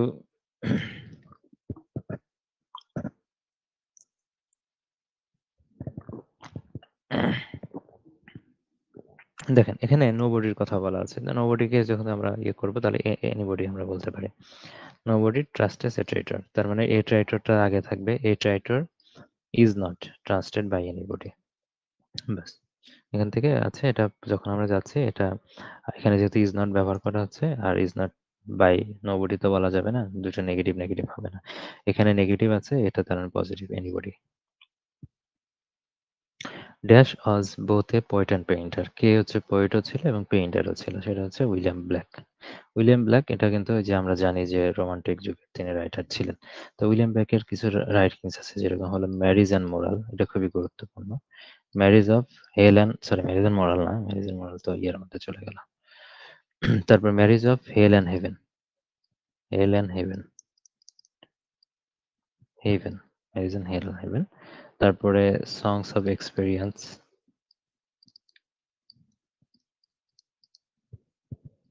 তারপরে songs of innocence, innocence, poet of experience. তারপরে ইনোসেন্সে যদি পরীক্ষা আসে সেটাও কিন্তু উইলিয়াম ব্লেকই, হ্যাঁ, যে এক্সপেরিয়েন্স আর ইনোসেন্সের উপর কে লেখালেখি করেছেন সেটা কিন্তু উইলিয়াম ব্লেক। তার marriage of hell and heaven, এটা important. Identify the correct sentence. Burst, এটাকে আমরা পড়েছি। ব্রাস্ট ইন্টু টিয়ার্স মানে কান্নায় ভেঙে ফেটে পড়া। ঠিক আছে, কোনো কিছুতে হাসিতে ফেটে পড়া, কান্নায় ফেটে পড়া, এই বিষয়গুলো কিন্তু আমরা এর আগে পড়েছি। ব্রাস্ট ইন্টু টিয়ার্স মানে হচ্ছে কান্নায় ফেটে পড়া। তারপর হচ্ছে the phrase shine die. Shine die মানে কি? যেটাকে বলা হচ্ছে অনিশ্চিত। শাইন ডাই মানে অনিশ্চিত, তার মানে আনসার্টেইন। এরকম ভাবে এজ দিয়ে আরো কিছু জিনিস আছে, যেরকম আপনারা পড়েছেন, যেরকম ভাবে সেট ফ্রি। সেট ফ্রি মানে হচ্ছে কোনো কিছুকে মুক্ত করা, মুক্ত করা। তারপরে যদি বলা হয় সিক্সথ সেন্স, কারো সিক্সথ সেন্স থাকা মানে কি? যেটা কিনা সাধারণ মানুষ জানে না, যে মানুষের উপলব্ধির মাধ্যমে যেটা বোঝা যায়, সেটাকে বলা হয় সিক্সথ সেন্স। হ্যাঁ, সেটা আমরা জানি। তারপরে সফট শোপ। হ্যাঁ, সফট শোপ মানে কি? ফ্ল্যাটারি। ফ্ল্যাটারি মানে তোষামোদ করা, চাটু করা। FLATTERY, flattery. আর একটা আছে এস দিয়ে, আর একটা আছে স্কোয়ার মিল। স্কোয়ার মিল মানে কি? এখানে খাবার দাবারের কথা বলা হচ্ছে। স্কোয়ার মিল মানে হচ্ছে পেট ভরে খাওয়া। হ্যাঁ, পেট ভরে খাওয়া, স্কোয়ার মিল, পেট ভরে খাওয়ার অর্থে ব্যবহার করা হচ্ছে। তারপর what kind of the play is Julius Caesar. Julius সিজারের এখানে বলা আছে যে কোনটা প্লে। হোয়াট কাইন্ড মানে কোন ধরনের প্লে? আমরা জানি জুলিয়াস সিজার, আমরা ওই উইলিয়াম শেক্সপিয়ারের নাটক পড়েছি, ট্র্যাজেডি ছিল, কমেডি ছিল, আর হিস্টোরিক্যাল ছিল। তো হিস্টোরিক্যালের মধ্যে মূলত মানে আলাদা যদি বলা হয় ইতিহাস নিয়ে সরাসরি লেখা হয়েছে, সেটা হচ্ছে তিনি কিং হেনরিকে নিয়ে লিখেছেন, কিং জনকে নিয়ে লিখেছেন, কিং রিচার্ডকে নিয়ে লিখেছেন। এই তিনজন নাম ব্যক্তি, মানে এই তিনজন ব্যক্তির নামে তিনি লিখেছেন, যারা কিনা কিং ছিলেন। তার মধ্যে আবার এগুলোর মধ্যে আবার নাম্বারিং করা আছে, নাম্বারিং করার এখন দরকার নেই। তো জুলিয়াস সিজারটা আমরা জানি একটা ট্র্যাজেডি নাটক। ট্র্যাজেডি নাটক, হ্যাঁ, ট্র্যাজেডি নাটক এর আগে আমরা অনেক পড়েছি। তো যেহেতু জুলিয়াস সিজারের এই ঘটনাটা আবার ঐতিহাসিক, এই জায়গায় আবার অপশনের মধ্যে ট্র্যাজেডি নাই। এইজন্য এটা কি দাগাবো? হিস্টোরিক্যাল দাগাবো। তবে হিস্টোরিক্যাল যে নাটকগুলো আছে সবগুলো একদম পিওর অর্থে হিস্টোরিক্যাল যদি বলা হয় তাহলে কিং হেনরি, জন এবং রিচার্ডকে নিয়ে লেখা। এখন দেখেন ট্র্যাজেডি আজকেও আমরা কয়েকটা জিনিস উচ্চারণ করলাম। সেটা হচ্ছে হ্যামলেট পড়লাম, ম্যাকবেথ পড়লাম, ওথেলো পড়লাম, কিং লিয়ার পড়লাম। এই নামগুলো কিন্তু উচ্চারণ হয়েছে, এগুলো সবই। তারপরে অপশনের মধ্যে আছে জুলিয়াস সিজার প্রশ্নে, এগুলোও কিন্তু ট্র্যাজেডি নাটক। আরো কিছু ট্র্যাজেডি নাটক আছে, মানে সবগুলো ট্র্যাজেডি নাটক। আমরা অলরেডি ৫টা জানলাম। আরো ট্র্যাজেডি নাটক আছে, সেগুলো আমরা একটু পড়ে ফেলি। যেমন রোমিও জুলিয়েট আগে পড়েছি। রোমিও এন্ড জুলিয়েট এগুলো ট্র্যাজেডি নাটক। জুলিয়েট এটা পড়া হয়েছে। তারপরে আসেন অ্যান্টনি অ্যান্ড ক্লিওপেট্রা, যেটা ডাবল নাম আছে সেগুলো একসাথে পড়ে ফেলি। পেট্রা। তারপরে আছে Troilus and Cressida. Troilus and Cressida, CRESSIDA। Troilus and Cressida যদি থাকে, বানানটা যদি ক্রিসিডি DYEE যদি থাকে, তাহলে আবার ওই যে ইয়ার মধ্যে যায়,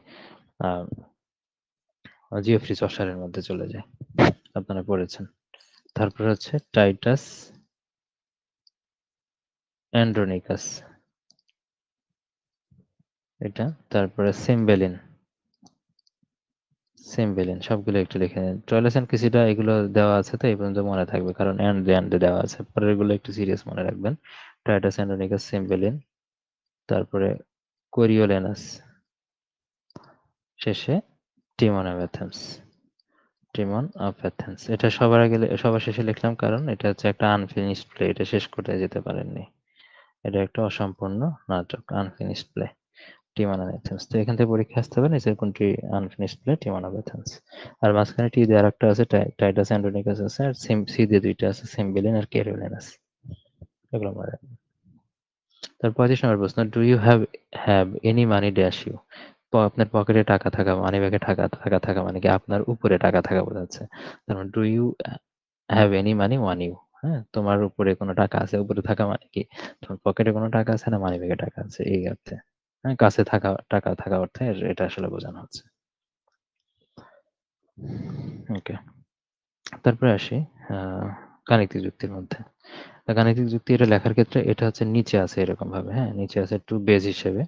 তারপর লগ 2 পাওয়ার 3 আছে, আর হচ্ছে লগ 2 পাওয়ার 5 আছে।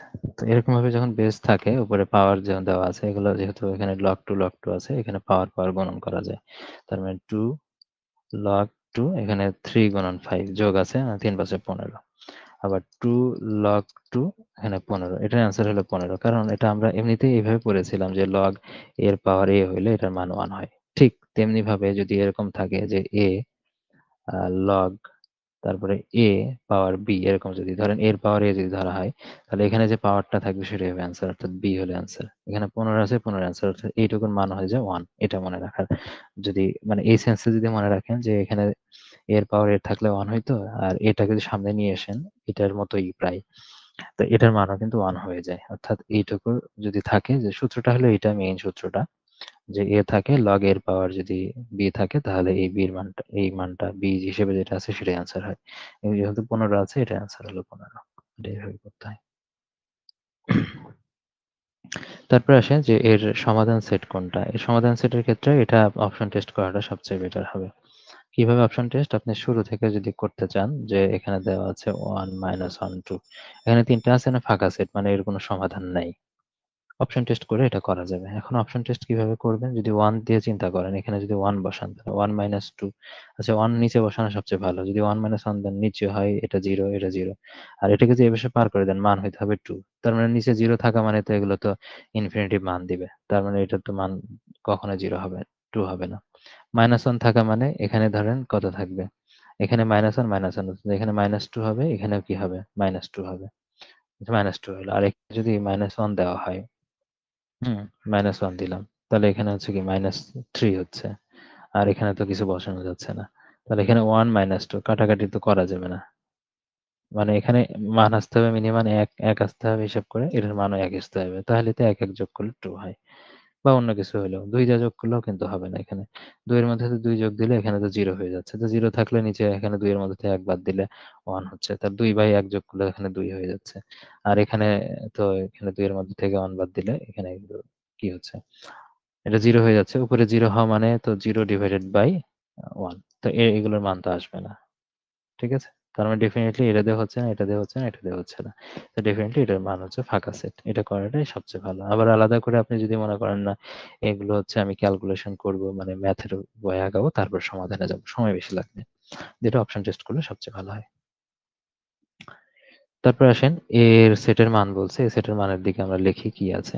২ এর থেকে বড়, ৮ এর থেকে ছোট এবং ৮ এর চেয়ে ৮ এর সমানও হইতে পারে। তার মানে ২ এর থেকে বড় মানে 3 দিয়ে শুরু। 3, 4, 5, 6, 7, 8 এ গিয়ে ঠেকতে হবে। তারপরে b এর মান বলছে মান হলো বিজোড়। তবে ৯ এর চেয়ে নিচে আসতে হবে।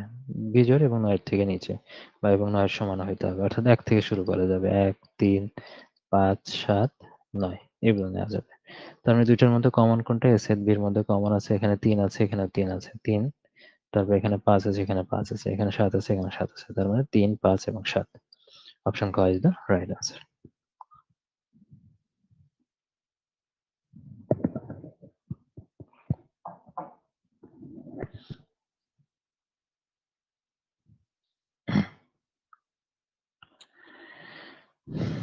ওকে, আচ্ছা।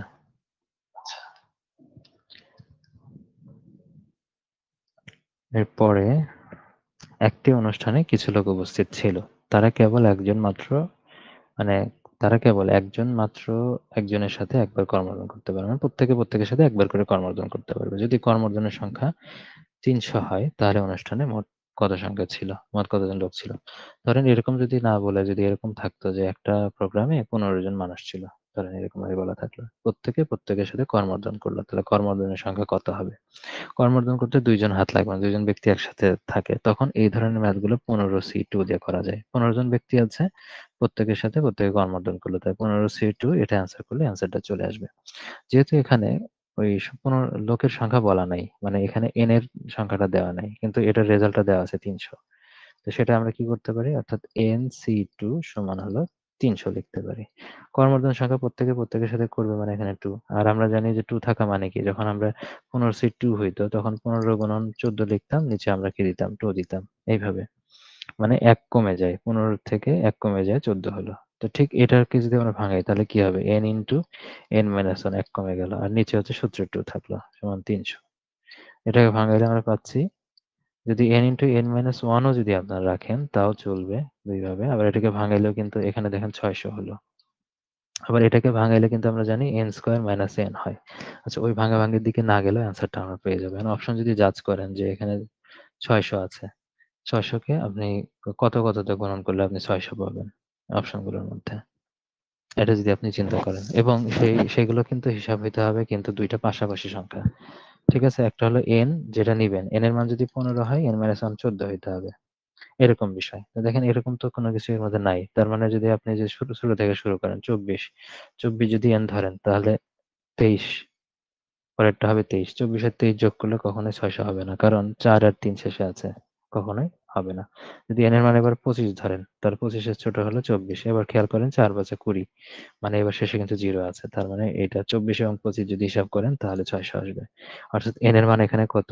২৫। তার মানে অ্যান্সার হলো ২৫। পরে এগুলো হিসাব করেন যদি ৩০ ধরতেন, মানে n এর মান ৩০ হইতো তাহলে n - 1 29 হইতো। ৩০ 29 যোগ করলে কখনোই ৬০০ হবে না। তারপর ৬০ এবং ৫৯ যোগ করলে কখনোই ৬০০ হবে না। তাহলে এটা এইভাবে কিন্তু করাটা সবচেয়ে ইজি ওয়ে। তারপরে A এবং B ২ টি ঘটনা যেখানে P এর মান দেওয়া আছে হাফ। P মানে P তারপরে A ইউনিয়ন B হচ্ছে 3/4, P BC দেওয়া আছে 5/8 আর P AC ছেদ BC দেওয়া আছে। তো এই সূত্রের ক্ষেত্রে আমরা যদি যাই যে সূত্র আমরা জানি P AC ছেদ BC। ঠিক আছে? এই ছেদের ক্ষেত্রে যখন মানে এই যদি পাওয়ার যখন এসি থাকে মানে এখানে ইউনিভার্সাল নাম্বার থেকে মাইনাস করার কথা বলা হচ্ছে। তাহলে এটার সূত্রটা আমরা যদি একবারে লিখি এটাকে তাহলে P ইনটু আমরা যখন লিখি যে এটার সূত্রটা কি? A যখন এখানে ছেদ আছে এখানে ইউনিয়ন হবে A ইউনিয়ন B আর পুরোটার উপরে হোল C পুরোটার উপরে। আবার এটাকেও ভাঙানো যায়। এটার ভাঙানোর সূত্রটা কি? এখানে আমরা জানি যে ১ থেকে সি থাকা মানে হচ্ছে একদম ইউনিভার্সাল থেকে ইউনিভার্সাল সংখ্যা হিসেবে ১ যেখানে এখানে যেহেতু প্রবাবিলিটি বলা আছে, হাফ দেওয়া আছে, 3/4 আছে, 5/8 আছে। কিন্তু সবকিছুর যদি বলা হয় সম্ভাবনার যেটা একটা ঘটনা সর্বোচ্চ মার্ক কত 1 সেটা তো 1 থেকে মাইনাস হবে অর্থাৎ 1 মাইনাস এটা P into A union B. তার মানে 1 মাইনাস পি ইউনিয়ন বি হচ্ছে 3/4। অন্য ভ্যালুগুলো কিন্তু কাজেই লাগলো না, তার মানে এই ভ্যালুগুলো আপনাকে হচ্ছে বিভ্রাটে ফেলার জন্য। মানে কোনটা ইউজ করবেন আসলে সূত্রটা জানেন কিনা এটা হলো মেইন বিষয়, এই সূত্রটা জানা থাকাটা মেইন বিষয়। তাহলে এটা যদি আমরা ক্যালকুলেট করি তাহলে হবে 1/4। আর এই ম্যাথটা আমি নিজেও পারি নাই, হ্যাঁ, কারণ এই জিনিসটা আমার মানে এমনি ম্যাথ আমি খুব বেশি করতাম না, যেগুলো আসতো মানে জেনারেলি সেভাবে করতাম। নতুন নিয়ম বা হচ্ছে অনেক আগে নিয়ম পড়েছি, সেই নিয়ম আসলে হয়তো না, কারণ নিয়মগুলো ওইভাবে রিভিশন করা হয়তো না। ম্যাথ এমনিতেই যা আমি জেনারেল সায়েন্স থেকে পাইতাম, প্রিলির জন্য আমি কখনোই ম্যাথ করতাম না, এটা একটা বিষয় ছিল। যা পারতাম এমনিতেই জেনারেল সায়েন্সে পারতাম, তো এই জায়গা থেকে এই নিয়মটা ওইভাবে জানা ছিল না, এইগুলো ট্রাইও করি নাই আমি। ধরেন 1/4, তো যেগুলো আছে ধরেন প্রবাবিলিটির ম্যাথ বা পসিবিলিটি যেটাই বলি না কেন, সম্ভাবনার ম্যাথগুলো ইজি, এবং এই টাইপের যেগুলো খেলা আমরা পারি আসলে। কিন্তু এই যে আসলো কিন্তু এটা না, নিয়ম জানলাম না বা পারলাম না, এই জন্য কোনো আফসোস করবেন না। হুম, কারণ কিছু কিছু ক্ষেত্রে আপনার সব যে আপনি পারবেন এমনও না। মনে হইতে পারে আপনার পড়ার টপিক থেকে আসছে কিন্তু সেটা পারার মতো না, এরকম হইতে পারে, সেরে আসবেন, আফসোস করবেন না। তারপরে আসেন বাস্তব সংখ্যায়। এটা একটু লেখাটা এইভাবে লেখা যায়নি আসলে, এটা হচ্ছে এখানে ডিভাইডেড বাই দেওয়া আছে, অর্থাৎ এরকম ভাবে 1/3x - 5 << 1/3 এরকম করে দেওয়া আছে। এটার অসমতার সমাধানটা কত? এটা করাটা ইজি, যেহেতু এখানে দুইটার মধ্যে 1/বাই দেওয়া আছে, ভাগ করে দেওয়া আছে। এটাকে যদি আমরা পজিশনটা চেঞ্জ করে দেই তাহলে উপরে চলে যাচ্ছে। তার মানে 3x - 5 এটা যখন করব তার মানে এখানে কিন্তু এই চিহ্নটা কিন্তু চেঞ্জ হয়ে যাবে, সমান 3। এবার এটা যদি চিন্তা করি, বা 3x সমান হলো 8, তাহলে x এর মান কত? x এর মান হচ্ছে 8/3। তাহলে এখান থেকে বুঝতে পারছি x এর মান হচ্ছে 8/3 এর চেয়ে বড়, এবং বড় মানে কি ইনফিনিটি পর্যন্ত যেতে পারে। এই যে এটা 8/3 থেকে বড় একদম ইনফিনিটি পর্যন্ত, এটাকে আপনার রাইট হিসেবে ধরতে পারেন। তারপর আসেন, একদল গরু প্রতিবার সমান সংখ্যায় ভাগ হয়ে, খেয়াল করেন এটা ওই যে লসাগুর মতো, ঠিক আছে, যে গরু লসাগু করলে এখানে পাওয়া যাবে। একদল গরু প্রতিবার সমান সংখ্যায় ভাগ হয়ে 3 পথে গমন করলো, এখানে 3 আছে, ওই গরুগুলোই ভাগ হইলো 3 পথে। তারপর 7 ঘাটে পানি খেলো, তার মানে এখানে 7 আছে। 9টি বৃক্ষের নিচে ঘুমালো, 9 আছে। 12 জন গোয়ালা সমান সংখ্যক গরুর দুধ দোহায়। তার মানে সবগুলো মিলেই কারণ এটা কি আমরা জানি যে লসাগুর ক্ষেত্রে কি হয়, এই যে প্রত্যেকটা দ্বারা ভাগ, যে সংখ্যাটা আমরা আসবে সেটা কিন্তু এই 3 দ্বারা ভাগ করা যাবে, 7 দ্বারা ভাগ করা যাবে, 9 দ্বারা ভাগ করা যাবে, 12 দ্বারা ভাগ করা যাবে, তাহলে তো সমান সংখ্যায় ভাগ হয়ে দ্বারা যাবে। অর্থাৎ এই জায়গায় থেকে 3, 7, 9 এবং 12 যদি লসাগু করি তাহলে অ্যান্সারটা আমরা পেয়ে যাব। ৩, ৭, ৯, ১২ এর লসাগু যদি এভাবে করেনি, ৩ দিয়ে যদি করেন তাহলে ১ থাকছে, এখানে ৭ থাকছে, এখানে ৩ থাকছে, এখানে ৪ থাকছে, আর করা যাচ্ছে না। তার মানে এখানে যদি ৩, ৭, ৩, ৪ এটা গুণন করেন তাহলে হয়ে যাবে ২৫২ অ্যান্সার। এখন ২৫২ কিন্তু ৩ দ্বারা ভাগ করলে সমান সংখ্যক থাকবে, ৭ দ্বারা ভাগ করা যাবে, ৯ দ্বারা ভাগ করা যাবে, ১২ দ্বারা ভাগ করা যাবে। তাহলে এটার লসাগু এরকম। এই টাইপের ম্যাথ যদি ভবিষ্যতে আসে সেটা যেন এভাবে করতে পারেন। তারপরে এই অঙ্কটা, এটাকে ধরেন এখানে দেওয়া আছে এরকম ভাবে, এটাকে আপনি সাজায় নিতে পারেন। যদি এক্স স্কোয়ার দেন, চিহ্ন যদি চেঞ্জ করেন তাহলে এখানে কিন্তু এই চিহ্নটাও চেঞ্জ হয়ে যাবে। X square minus 5x plus 6, পজিটিভের জায়গায় নেগেটিভ, নেগেটিভ থেকে পজিটিভ, তার মানে এটার মান হচ্ছে 0 চেয়ে ছোট। 0 চেয়ে ছোট সেই সংখ্যা হবে যদি একবার সেটা ধনাত্মক বা ঋণাত্মক হয়, এর আগে পড়েছি। আর এটাকে ভাঙাইলে আমরা পাই কি, একবার পাই হচ্ছে x - 3 এরকম পাই, তাই না? এরকম আসে। আরেকটা হচ্ছে x - 2। তো এটার ক্ষেত্রে একটা হইতে হবে ধনাত্মক, একটা হইতে ঋণাত্মক, অর্থাৎ 2 এর চাইতে বড় হইতে হবে, 3 এর চেয়ে ছোট হইতে হবে। এর আগে আমরা এই নিয়মটাই আমরা করেছি। তো সুতরাং এটা খুব বেশি প্যারা দিবে না। আপনারা এর আগেও করেছেন। তারপরে এটার দিকে দেখি। 4x আছে, 4 অন পাওয়ার আছে 1/x সমান 4 হলে x এর মানটা কত? এখানে অপশন টেস্ট করে আপনি করতে পারেন চাইলে। এবং অপশন অপশন টেস্ট করার ক্ষেত্রে আপনারা হচ্ছে মানে সহজ অপশন থেকে যাবেন। যদি 1 বসান, 1 বসাইলে আসলে কি হবে? 4 এর পাওয়ার 1 বসাইলে এখানে 4 হচ্ছে। আবার 4 এর এখানে যদি 1 বসান তাহলে 4 এর পাওয়ার 0 হচ্ছে। 4 এর পাওয়ার 0 হওয়া মানে কি? 1। তার মানে এটা 5 হয়ে যাচ্ছে, হচ্ছে না।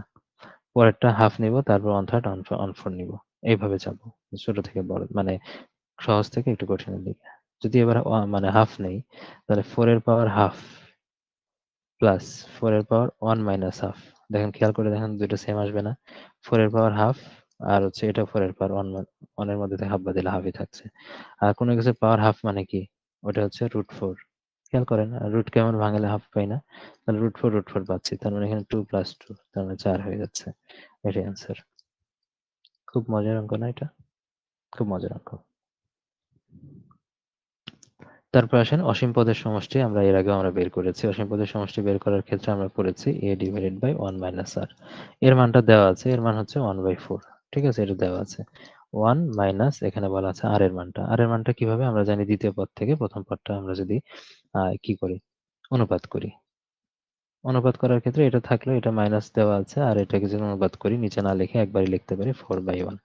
তাহলে ক্যালকুলেট করলে মাইনাস উপরে এখানে কাটাকাটি করলে 2/3 আসতেছে। তাহলে এই মানটা এখানে যদি আমরা বসাই, তাহলে এখানে মাইনাস আর মাইনাসে প্লাস হয়ে গেল 2/3। তাহলে এটাকে ক্যালকুলেট যদি করি 1/4 এটা থাকলো, আবার উল্টাই দিবে। এবার নিচে 3 থাকা মানে লসাগু 3, এটা উল্টাই গেল। আর এখানে 3 + 2 মানে 5 হলো এখানে ক্যালকুলেশন করলে। তাহলে 3 থাকলে উপরে, নিচে 4 × 5 = 20, অর্থাৎ 3/20। আগে এই নিয়মটা আমরা করেছি, তো এখানে 3/20 হলো রাইট আনসার।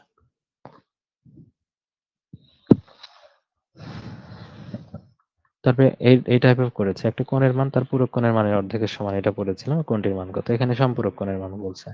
তাহলে একটা কোণের মান যদি x ধরি, তার সম্পূরক কোণ মানে কি? 180 থেকে। তার মানে 180 - x, ঠিক আছে, /2 তার মানের অর্ধেক। তো এখান থেকে আনসারটা কিন্তু চলে আসে। ক্রস গুণন করলে হচ্ছে 2x 180 - x, এটা এসে পার করলে 3x = 180 হচ্ছে, আর x সমান হচ্ছে 60। তো এটা হচ্ছে 60। 20% যৌগিক মুনাফায় মূলধন 10,000 টাকা 2 বছরের জন্য বিনিয়োগ করা হলো। যদি যৌগিক মুনাফা মানে চক্রবৃদ্ধি মুনাফার কথা বলছে, মুনাফা অর্ধ বছর হিসেবে ধরা হয়, তাহলে চক্রবৃদ্ধি মূলধন কত? এখানে একটু লেখা আমার এখানে ভুল হয়েছে। এখানে যেরকম অপশন গুলো হবে 12 পাওয়ার 4, 11 পাওয়ার 4 পাওয়ার হিসেবে দেওয়া আছে। তার মানে এটাকে ভাঙাইতে বলে নাই। 9 পাওয়ার 4, 97 পাওয়ার 4। এখানে পাওয়ারটা দেওয়া হয়নি পাওয়ার হিসেবে। এইভাবে অপশনটা ছিল। তার মানে এটাকে একদম ভাঙানো যাবে না, যেহেতু ক্যালকুলেটর ইউজ করতে দেয় নাই, মানে ক্যালকুলেটর ইউজ করতে পারি না, একদম সিম্পল ওয়েতে এভাবে পাওয়ার দিয়ে রাখতে বলা হয়েছে। খেয়াল করতে হবে যে এখানে অর্ধ বছর বলেছে, অর্ধ বছর, এবং সেটা 2 বছরের জন্য বলছে। অর্ধ বছর হিসেবে যদি চিন্তা করা হয়, তাহলে বছরের মধ্যে 2টা থাকতেছে n, তাহলে এখানে n এর মান কিন্তু তাহলে 4টা হচ্ছে। এমনিতে যদি ফুল বছর চিন্তা করতাম, তাহলে 2 বছরের জন্য n এর মান 2 হইতো। যেহেতু অর্ধ বছর হিসেবে চিন্তা করতে হবে প্রত্যেক 6 মাস পর পর, তার মানে n এর সংখ্যা কিন্তু 4টা হচ্ছে। এখানে আমরা চাইলে মানে 2টা থাকলে, 2 বছরের জন্য থাকলে আমরা কি করতাম? ওই আগের নিয়মে সরল মুনাফা করে 2 স্টেপে আমরা করতাম সরল মুনাফা। যেহেতু 4 দেওয়া আছে, সুতরাং 4 বার করাটা বোকামি। সেক্ষেত্রে আমরা সূত্র দিয়ে করব, এবং এখানে যেহেতু কি করে নাই, ভেঙে দেয় নাই মানটা, পাওয়ার দিয়ে দিয়েছে। তার মানে আমরা যে সূত্রটা জানি সেই সূত্রের দিকেই যাব। C = P × 1 + r পাওয়ার n। খেয়াল করতে হবে যে এই 20% যৌগিক মুনাফা যেটা, এটা কিন্তু 1 বছরের জন্য। আমরা জানি যে মুনাফাগুলো যেগুলো বলা হয় পার্সেন্টেজ সুদের হার, সেটা বার্ষিক সুদের হার থাকে। যেহেতু আমার অর্ধেক বছর হিসেবে আমার এখন চিন্তা করতে হচ্ছে, তার মানে আমি অর্ধেক বছরের জন্য, ওটা 1 বছরের জন্য 20% ছিল, যেহেতু 6 মাসের জন্য আমার এখন চিন্তা করা হবে, 6 মাস পর পর চিন্তা করা হবে, তার মানে এটা কিন্তু আর 20% থাকছে না। 6 মাস যখন চিন্তা করছি, এটা আমার কিন্তু 10% হয়ে যাচ্ছে হিসেবে। কারণ পি এর মান এখানে কি লিখবো আমরা? 10,000 লিখলাম, 1 দিয়ে 4টা শূন্য। তারপরে 1 প্লাস এখানে, তার মানে আর এর মান, সুদের হার এখানে কত হয়ে যাচ্ছে? 10% হিসাবে হয়ে যাচ্ছে। তারপর 10/100 পাওয়ার হচ্ছে এখানে 4। ঠিক আছে, আমি বাংলা দিয়ে লিখলাম। তারপরে এখানে 10,000 এখানে দিলেন। এটা দিয়ে যদি এটা কাটেন, একবারেও কাটা যায়, আবার চাইলে পরেও কাটতে পারেন, একই হিসাব। 10 হইলো, এখানে 11 হইলো, তার মানে 11/10 এর পাওয়ার হলো 4। আপনি এখন চাইলে এটাকে 4 বার করে লিখতে পারেন, তাহলে সুবিধা হবে কাটাকাটি করতে। 11/10, 11/10, 11/10, 11/10, এটা কাটাকাটি করতে সুবিধা হবে। এবার খেয়াল করে দেখেন, 1টা, 2টা, 3টা, 4টা, 4টা শূন্য, 4টা শূন্য দিয়ে 4টা শূন্য কিন্তু কেটে গেল। এখন 11 আছে 4 বার, তার মানে কি 11 এর পাওয়ার হলো 4। তাহলে অ্যান্সার হলো এটা।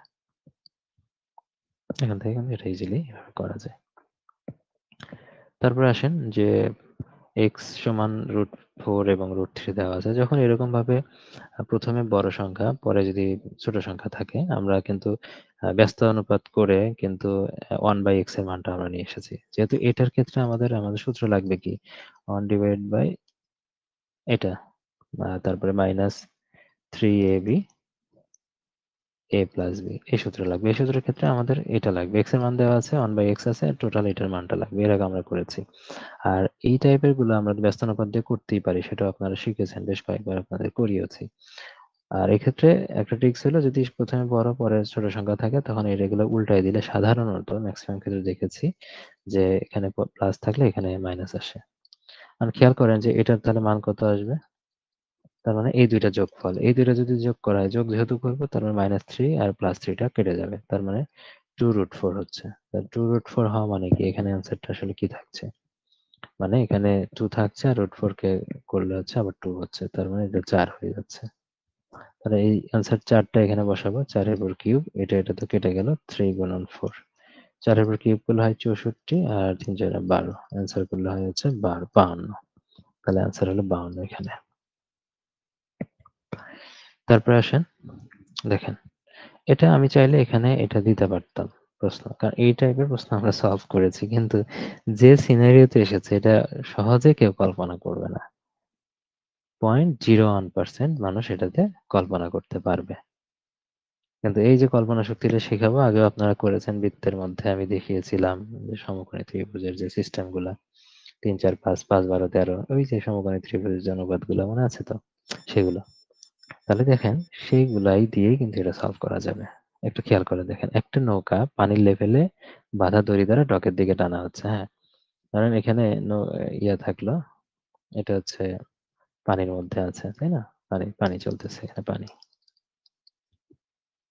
পানির লেভেলে বাঁধা দড়ি দ্বারা ডকের দিকে টানা হলো। ডক তো এটা, ধরেন এটা একটা ডক, হ্যাঁ, এখানে এখানে এসে ভিড়বে নৌকাগুলা। তো নৌকাটি যখন ডক থেকে 12 ফুট দূরে, ডক থেকে 12 ফুট দূরে, ধরেন নৌকাটা এই ডক থেকে, এদিক থেকে দিলে সবচেয়ে ভালো হইতো বোঝা, আচ্ছা সমস্যা নেই। ধরেন এখানে নৌকা, নৌকা থেকে এখানে এই নৌকা বইটা বইটা মারতেছে, হ্যাঁ, মানে এখানে আছে নৌকাটা, এই ডক থেকে কত মিটার দূরে, তার মানে এখানে 12 ফুট দূরে বলা আছে, 12 ফুট দূরে দূরে থাকে। তখন নৌকা থেকে ডক পর্যন্ত দড়ির দৈর্ঘ্য, নৌকা থেকে আপনি যখন টানবেন, ডক তো এটা, তাই না? নৌকা কি কিন্তু ডাইরেক্ট এইদিকে টানা যায়? যায় না কিন্তু। দড়ি কিন্তু লম্বা থাকে, মানে এই ডক দিকে টানতে হইলে আপনাকে দড়ি টানতে হবে কোন দিকে, এই দিকে টানতে হবে দড়ি, মানে বেশি দূরে চলে গেল। হ্যাঁ, ঠিক আছে, এই দিকে কিন্তু দড়ি টানতে হবে, এরকম একটা ব্যাপার। বেশি দূরে চলে গেল, যাই হোক সমস্যা নেই। দড়ি কিন্তু এদিকে ধরে টানতে হবে, তখন ধীরে ধীরে এটা কিন্তু ফিরে তারে ফিরবে। কিন্তু এখানে কিন্তু 12 টোটাল, এইদিকে টানতে হবে। আচ্ছা, টানলো। তখন নৌকা থেকে দড়ি পর্যন্ত, এই যে নৌকা থেকে ডক পর্যন্ত দড়ির দৈর্ঘ্য, এই দৈর্ঘ্যটা কি হবে পানির উপর ডকের উচ্চতার, ধরেন এই যে পানির উপরে, এটা ডক তো দেওয়া আছে, পানির উচ্চতা এই যে এইদিকে উচ্চতা বোঝাচ্ছে, পানির উচ্চতার দ্বিগুণের চেয়ে 3 ফুট লম্বা। অর্থাৎ এখানে যদি পানির উচ্চতা আপনি এক্স ধরেন, তার মানে দ্বিগুণ, মানে 2x+3। এবার চিন্তা করেন যে ওইদিকে যাওয়া লাগছে কিনা। এখন আমরা যে সূত্রটা, যে 12 সমকোণী ত্রিভুজ, এটা হয়েছে কিনা সেটা বলেন। সমকোণী ত্রিভুজের অনুপাতের মধ্যে কোনটার মধ্যে 12 আছে সেটা এখন চিন্তা করেন। তাহলে এখানে কি আছে, 12 হলে একটা হলো অতিভুজ, তাহলে 5 12 13, তাহলে এটা যদি 5 হয়, এটা 12, আর দেখেন তো তার ডাবল কিনা, এটা 13 কিনা। বলা আছে দ্বিগুণের চেয়ে 3টা বড়, 3 ফুট লম্বা, তার মানে এটা লম্ব হচ্ছে, এটা ভূমি হিসাবে চিন্তা যদি করেন, এটা অতিভুজ হচ্ছে, তাহলে 5 12 13। তো ডেফিনেটলি ডকের উচ্চতা এইটুকু কত, 5, উচ্চতা হলো 5 ফুট। ওই যে যে সেই সিস্টেমটা ওখান থেকে কিন্তু আসছে, টানাটানি হিসাবটা করলে এটা ত্রিভুজ, সমকোণী ত্রিভুজ হিসেবে দাঁড়ায় যাচ্ছে এইভাবে। আর যদি মনে করেন যে না, এখানে এটাকে এক্স ধরবেন, 2x+3 ধরবেন, এবং পিথাগোরাস যে সূত্র আছে, অতিভুজের উপর স্কয়ার প্লাস দৈর্ঘ্যের উপর স্কয়ার প্লাস ভূমির উপর স্কয়ার, তখন ওই সূত্র থেকে ডিটেলস করতে পারবেন। তবে এই যে সিস্টেমটা দেখাই দিলাম, এটা তো মোটামুটি বুঝে গেছেন যে কিভাবে করা হচ্ছে। তারপরে ও কেন্দ্র বিশিষ্ট বৃত্তে এক্স কোণের মান কত। আমরা জানি যে এখানে কেন্দ্রস্থ কোণের মান হচ্ছে 108 দেওয়া আছে, আর কেন্দ্রস্থ কোণ মানে বৃত্তস্থ কোণের দ্বিগুণ হয়, বা বৃত্তস্থ কোণ কেন্দ্রস্থ কোণের অর্ধেক হয়। মানে এটা যদি 108 হয়, তার মানে এটার মান হবে অর্ধেক, মানে এই কোণের মানটা হবে 54। তো আপনার মনে হইতে পারে কিন্তু এখানে প্রশ্নটা চেয়েছে এক্স কোণের মান কত, এই কোণের মানটা চেয়েছে। কিন্তু এখানে এক্স কোণটা হয়েছে প্রবৃত্ত। ঠিক আছে, আমরা জানি এইটুকু যদি আমরা চিন্তা করি যে এদিক থেকে এটা হলো কত, 180 ডিগ্রি। যদি আমরা মাঝখানে চিন্তা করি 180 ডিগ্রি, 180 ডিগ্রি টোটাল হচ্ছে 360 ডিগ্রির বর্ডার। যখন এইটুকু বর্ডারের মধ্যে মানে এই দিকে কেন্দ্রস্থ পরিধিস্থ কোণ থাকবে, তখন 180 ডিগ্রির মধ্যে মানটা হিসাব থাকবে। আর যখন এটা পার হয়ে আসলো, মানে এই বর্ডারে চলে আসলো, মানে দেখেন এই দিকে যদি থাকতো আর কি, তাহলে 108 ডিগ্রি দেওয়া আছে, এর হচ্ছে কেন্দ্রস্থ বৃত্তস্থ কোণ এটা থাকলে তখন সরাসরি আমরা এটার অর্ধেক করতাম 54। মানে যখন এই পাশে প্রবৃদ্ধ মানে পরিধিস্থ কোণ দেওয়া আছে, এই পাশে যখন আসলো এটা এটা মানে প্রবৃদ্ধ হয়ে গেল উল্টাটা। আমরা জানি কেন্দ্রস্থ কোণের ক্ষেত্রে কি হয়, এরকম থাকে, পরের পরিধিস্থ কোণটা এরকম করে থাকে, মানে এর পিছনে থাকে। যদি এর সামনে হয় সেটা তো প্রবৃদ্ধ হয়ে যায়। প্রবৃদ্ধর ক্ষেত্রে কি হয় আমরা জানি যে তখন প্রবৃদ্ধর ক্ষেত্রে যখন হয় মানে এটা 180 পার হয়ে গেল, যদি এই এরিয়াতে যখন চলে আসলো, তখন 360 থেকে মাইনাস করতে হয় সেটাকে। মানে এটাকে যদি 360 থেকে মাইনাস করতে হবে, 360 মাইনাস 108, ঠিক আছে, সেটা হলো 252। তার মানে এটা আপনাকে চিন্তা করতে হবে, এই 252 যেটা হইলো, এটা হলো কেন্দ্রস্থ কোণ এখন প্রবৃদ্ধ কোণের জন্য। তার মানে এর অর্ধেক হলো এখন পরিধস্থ কোণ, মানে এক্স এর মান। এটাকে এখন 2 দ্বারা ভাগ করলে হবে 126। তাহলে 126 হলো অ্যান্সার। ঠিক আছে, আর যদি এমনিতেই বলা থাকলো উপরে এই কোণের মান যদি বলা থাকতো, তাহলে অপশনে 54 আছে, 54 হইতো। এই প্রশ্নের অ্যান্সার অনেকেই 54 দাগিয়েছে, কারণ কেন্দ্রস্থ কোণ দেখছে 180, তার মানে পরিধস্থ কোণ অর্ধেক করে 54 দিয়েছে, কিন্তু প্রেক্ষাপটটা বোঝে না এখানে কে, যে পরিধস্থ কোণের অবস্থানটা আসলে কোন দিকে। ওকে, ম্যাথ কমপ্লিট। আর ভূগোল আছে, নৈতিকতা মূল্যবোধ আছে, বেশি সময় লাগবে না। কোন বনাঞ্চল, এবং এখানে কিন্তু 8টা প্রশ্নই কমন ছিল 10টার মধ্যে। কোন বনাঞ্চল প্রতিনিয়ত লবণাক্ত পানি দ্বারা প্লাবিত হয়? আমরা পড়েছি ম্যানগ্রোভ বন। তো এখান থেকে আর ব্যাখ্যাতে কিছু নাই। ম্যানগ্রোভ বনের উদ্ভিদ সম্পর্কে পড়েছি, তার ম্যানগ্রোভ বনের বৈশিষ্ট্য, ঝড়ের অঙ্কুরোদ্গম ঘটে, শ্বাসমূল থাকে, এগুলো সব পড়েছি। বাংলাদেশের কোন দ্বীপটি প্রবাল দ্বীপ নামে পরিচিত? এটা আগে হয়েছে, সেন্ট মার্টিন দ্বীপ। বাংলাদেশের কোথায় প্লাইস্টোসিন কালের সোপান দেখা যায়? প্লাইস্টোসিন কালের সোপান যেটা বলা আছে বরেন্দ্রভূমি, তারপরে মধুপুর ভাওয়ালগড় এবং কুমিল্লার লালমাই পাহাড়, পড়েছি এগুলা। তার মানে এখানে কুমিল্লা বলা আছে। নিচের কোন দেশটির সাথে বাংলাদেশের আন্তর্জাতিক সীমানা রয়েছে? ভারত আছে, মায়ানমারের সাথে আছে। তো এখানে অপশনে মায়ানমার বলা আছে। দুই দেশের মধ্যে বাংলাদেশের সীমান্তবর্তী জেলা হচ্ছে 32টা, ভারতের সাথে 30টা, মায়ানমারের সাথে 3টা, কমন একটা, সেটা হচ্ছে রাঙ্গামাটি। পড়েছেন এগুলো। বাংলাদেশের কোন অঞ্চলে আকস্মিক বন্যা হয়? আমরা কিন্তু বন্যার ক্লাসিফিকেশনটা সুন্দরভাবে পড়ে ফেলেছি। আকস্মিক বন্যা হয় পাহাড়ি অঞ্চলে, ওই যে জায়গাগুলোতে যেটা আছে, এবং অঞ্চলও আমরা ভাগ করে দিয়েছিলাম। সেটা হচ্ছে আপনি সিলেট জেলা, মানে সিলেট বিভাগ যদি চিন্তা করেন, সিলেট বিভাগ হচ্ছে এখানে সিলেট আছে, মৌলভীবাজার আছে, হবিগঞ্জ আছে, সুনামগঞ্জ আছে, এই 4টা। তারপরে আবার খাবার বলছি, পাহাড়ি অঞ্চল। মানে এটা হচ্ছে সিলেট পাহাড় অঞ্চল যেটা ওই এরিয়াতে। তারপর খাবারও পাহাড়ি অঞ্চল, খাগড়াছড়ি, বান্দরবান, রাঙ্গামাটি। তারপর সিলেটের এই জায়গাগুলোতে আরো কিছু কিছু জায়গা আছে যে জায়গাগুলোতে আকস্মিক বন্যা হয়। হাওর অঞ্চল, এগুলো তো সিলেটের এই অঞ্চলগুলো হাওর অঞ্চল। তারপরে কি আছে, এই যে নেত্রকোনা আছে, এগুলো হাওর অঞ্চল। নেত্রকোনা, কিশোরগঞ্জ, হ্যাঁ, এই অপশনগুলো কিন্তু পরীক্ষায় থাকতে পারে। এই জায়গাগুলোতেও কিন্তু আকস্মিক বন্যা হচ্ছে। মোট কথা দেখেন এটা কোন অঞ্চলে বলছে, তাহলে সিলেট, তারপরে ওইদিকে খাগড়াছড়ি, বান্দরবান, রাঙামাটি, এগুলো আসলে কোন এরিয়াতে, বাংলাদেশের কোন এরিয়াতে? একটা হচ্ছে এই এরিয়াতে আর একটা হচ্ছে এই এরিয়াতে। তাহলে এরিয়াতে যদি আমরা এখন চিন্তা করি, তার মানে এই উপর দিকে হচ্ছে উত্তর, আর ডান পাশে হলো পূর্বাঞ্চল। তাহলে সিলেট এরিয়া, সিলেট, আর তারপরে এই এরিয়াতে নেত্রকোনা, কিশোরগঞ্জ, এগুলো আছে। তার মানে এই জায়গাটাতেই কিন্তু বেশি। পশ্চিমাঞ্চল এখন বলা যাচ্ছে না, দক্ষিণ পশ্চিমাঞ্চল হলে এটা বলা যাবে। তবে দক্ষিণ পশ্চিমাঞ্চল শুধু খাগড়াছড়ি, বান্দরবান, রাঙ্গামাটি আছে, এখানেও আকস্মিক বন্যা হয়। তবে এই জায়গা থেকে আমরা দেখতে পাচ্ছি যে সিলেট, এখানে 4টা জেলা আছে, নেত্রকোনা, কিশোরগঞ্জ আছে, এই এরিয়াতে সবচেয়ে বেশি আর আকস্মিক বন্যা হয়। আর এখানে যেহেতু হাওর অঞ্চল এগুলো, তার মানে এখান থেকে অ্যান্সার হচ্ছে উত্তর পূর্বাঞ্চল। আরেকটা বিষয় এখান থেকে পড়াবো, সেটা হচ্ছে আকস্মিক বন্যাটা আসলে কোন কোন মাসের দিকে হয়। একটা হলো এপ্রিল মের দিকে একটা চান্স আছে, এদিকে বৃষ্টিপাত হয়, হ্যাঁ, বৃষ্টিপাতে। তারপর হচ্ছে সেপ্টেম্বর নভেম্বর দিকে, সেপ্টেম্বর থেকে নভেম্বর। এই মাসটা মনে হয় এর আগে লিখে দেইনি, এটা ভুলে গেছিলাম। September November. তো আগে বন্যা ক্লাসিফিকেশন করেছে, আজকে আকস্মিক বন্যা সম্পর্কে আবার একটু ভালোভাবে পড়া গেল। বাংলাদেশের কোন জেলাটি কয়লা সমৃদ্ধ? আগে পড়েছি দিনাজপুরের বড়পুকুরিয়া কয়লা খনি। বড়পুকুরিয়া, এটা কোথায় অবস্থিত? পার্বতীপুরে অবস্থিত। মাঝে মাঝে সালটা আসে, কত সালে এটা আবিষ্কার হয়েছে? 1985 সালে। সাম্প্রতিক সময়ে বাংলাদেশে কোন দুর্যোগটির ঝুঁকি বৃদ্ধি পেয়েছে? এটা না পড়েও আনসার করা যায়। 8টা তো এমনি কমন আসছে, এটা কিন্তু সেন্স থেকে করা যায়। বর্তমান সময়ে আমরা জানি ভূমিকম্পের তীব্রতা বাড়ছে। আর এই প্রশ্নটা এসেও না আসার মতো, হাইড্রোমেটেরোলজিক্যাল দুর্যোগ হিসেবে আগের থেকে এটা আসছে। আমরা জানি যে এখানকার সবগুলো হাইড্রোমেটেরোলজিক্যাল দুর্যোগ। আর এর আগে প্রশ্নটা এসেছিল সেটা যে হাইড্রোমেটেরোলজিক্যাল দুর্যোগ নয় কোনটি? সেটা ছিল ভূমিকম্প। সোয়াচ অফ নো গ্রাউন্ডটা আসলে কি? সাবমেরিন ক্যানিয়ন, সাবমেরিন ক্যানিয়ন পড়েছি এটা। Swatch of no ground, Ganga খাত, গিরিখাত, বেঙ্গল ফ্যান এগুলো পড়েছি। নিচের কোন উপজেলাটি সবচেয়ে নদী ভাঙ্গন প্রবণ? এবং এই প্রশ্নের অ্যান্সারটা আমি পেরেছিলাম। কেন পেরেছিলাম? দেখেন 10টার প্রশ্নের মধ্যে 10টাই কিন্তু পারার মতো ছিল। ঠিক আছে? মানে একদম ৮ নাম্বারটা বাদ দিয়ে হাইড্রোমেট্রোলজিক্যাল। এই প্রশ্নের অ্যান্সারটা তো আপনারা বুঝতেই পারছেন যে অ্যান্সারের সঠিক অ্যান্সার নাই। তো ভূগোলের এখানে 10টার মধ্যে 10টাই পেরেছিলাম, মানে পারার মতো। একটা হচ্ছে অ্যান্সার করা যায় না ৮ নাম্বারটা। আর এটা ওই সময়টাতে পত্রিকা পড়লে আসলে বোঝা যেত। ওই সময়টাতে পত্রিকাতে আমি এটা পেয়েছিলাম যে শরীয়তপুরের নড়িয়াতে প্রচুর নদী ভাঙ্গন হইছে। তো সেই জায়গা থেকে কিন্তু অ্যান্সার করা গেছে। করতে পেরেছি। তো এই সময়টাতে একদম সাম্প্রতিক আলোকে এই প্রশ্নটা হয়েছিল। কিছুদিন আগে নদী ভাঙ্গন প্রচুর হচ্ছিল শরীয়তপুরের নড়িয়াতে হচ্ছিল। সেটার খবরগুলো শুনেছি। তো সেই জায়গা থেকে অ্যান্সারটা কিন্তু করতে পেরেছি। তো কিছু জিনিস আছে আপনি না পড়ে অ্যান্সার করতে পারেন যদি ডেইলি খবর শোনেন। তো এই জায়গা থেকে এখন সব পরীক্ষাতে খবর থেকে আসবে এমন না। এই যে এখানে কাজেটা লেগেছে এই বিষয়টা। তো এটা মনে রাখবেন। আর যে জায়গাগুলো যেরকম বোয়ালমারী ফরিদপুরে আছে, এবং নড়িয়া বললাম শরীদপুরে, আলমডাঙ্গা হলো চুয়াডাঙ্গাতে। আর নিকলি কিন্তু কিশোরগঞ্জে। এটা একটা নিকলি হাওর, যেটা মানে কিশোরগঞ্জের হাওরের নিকলি।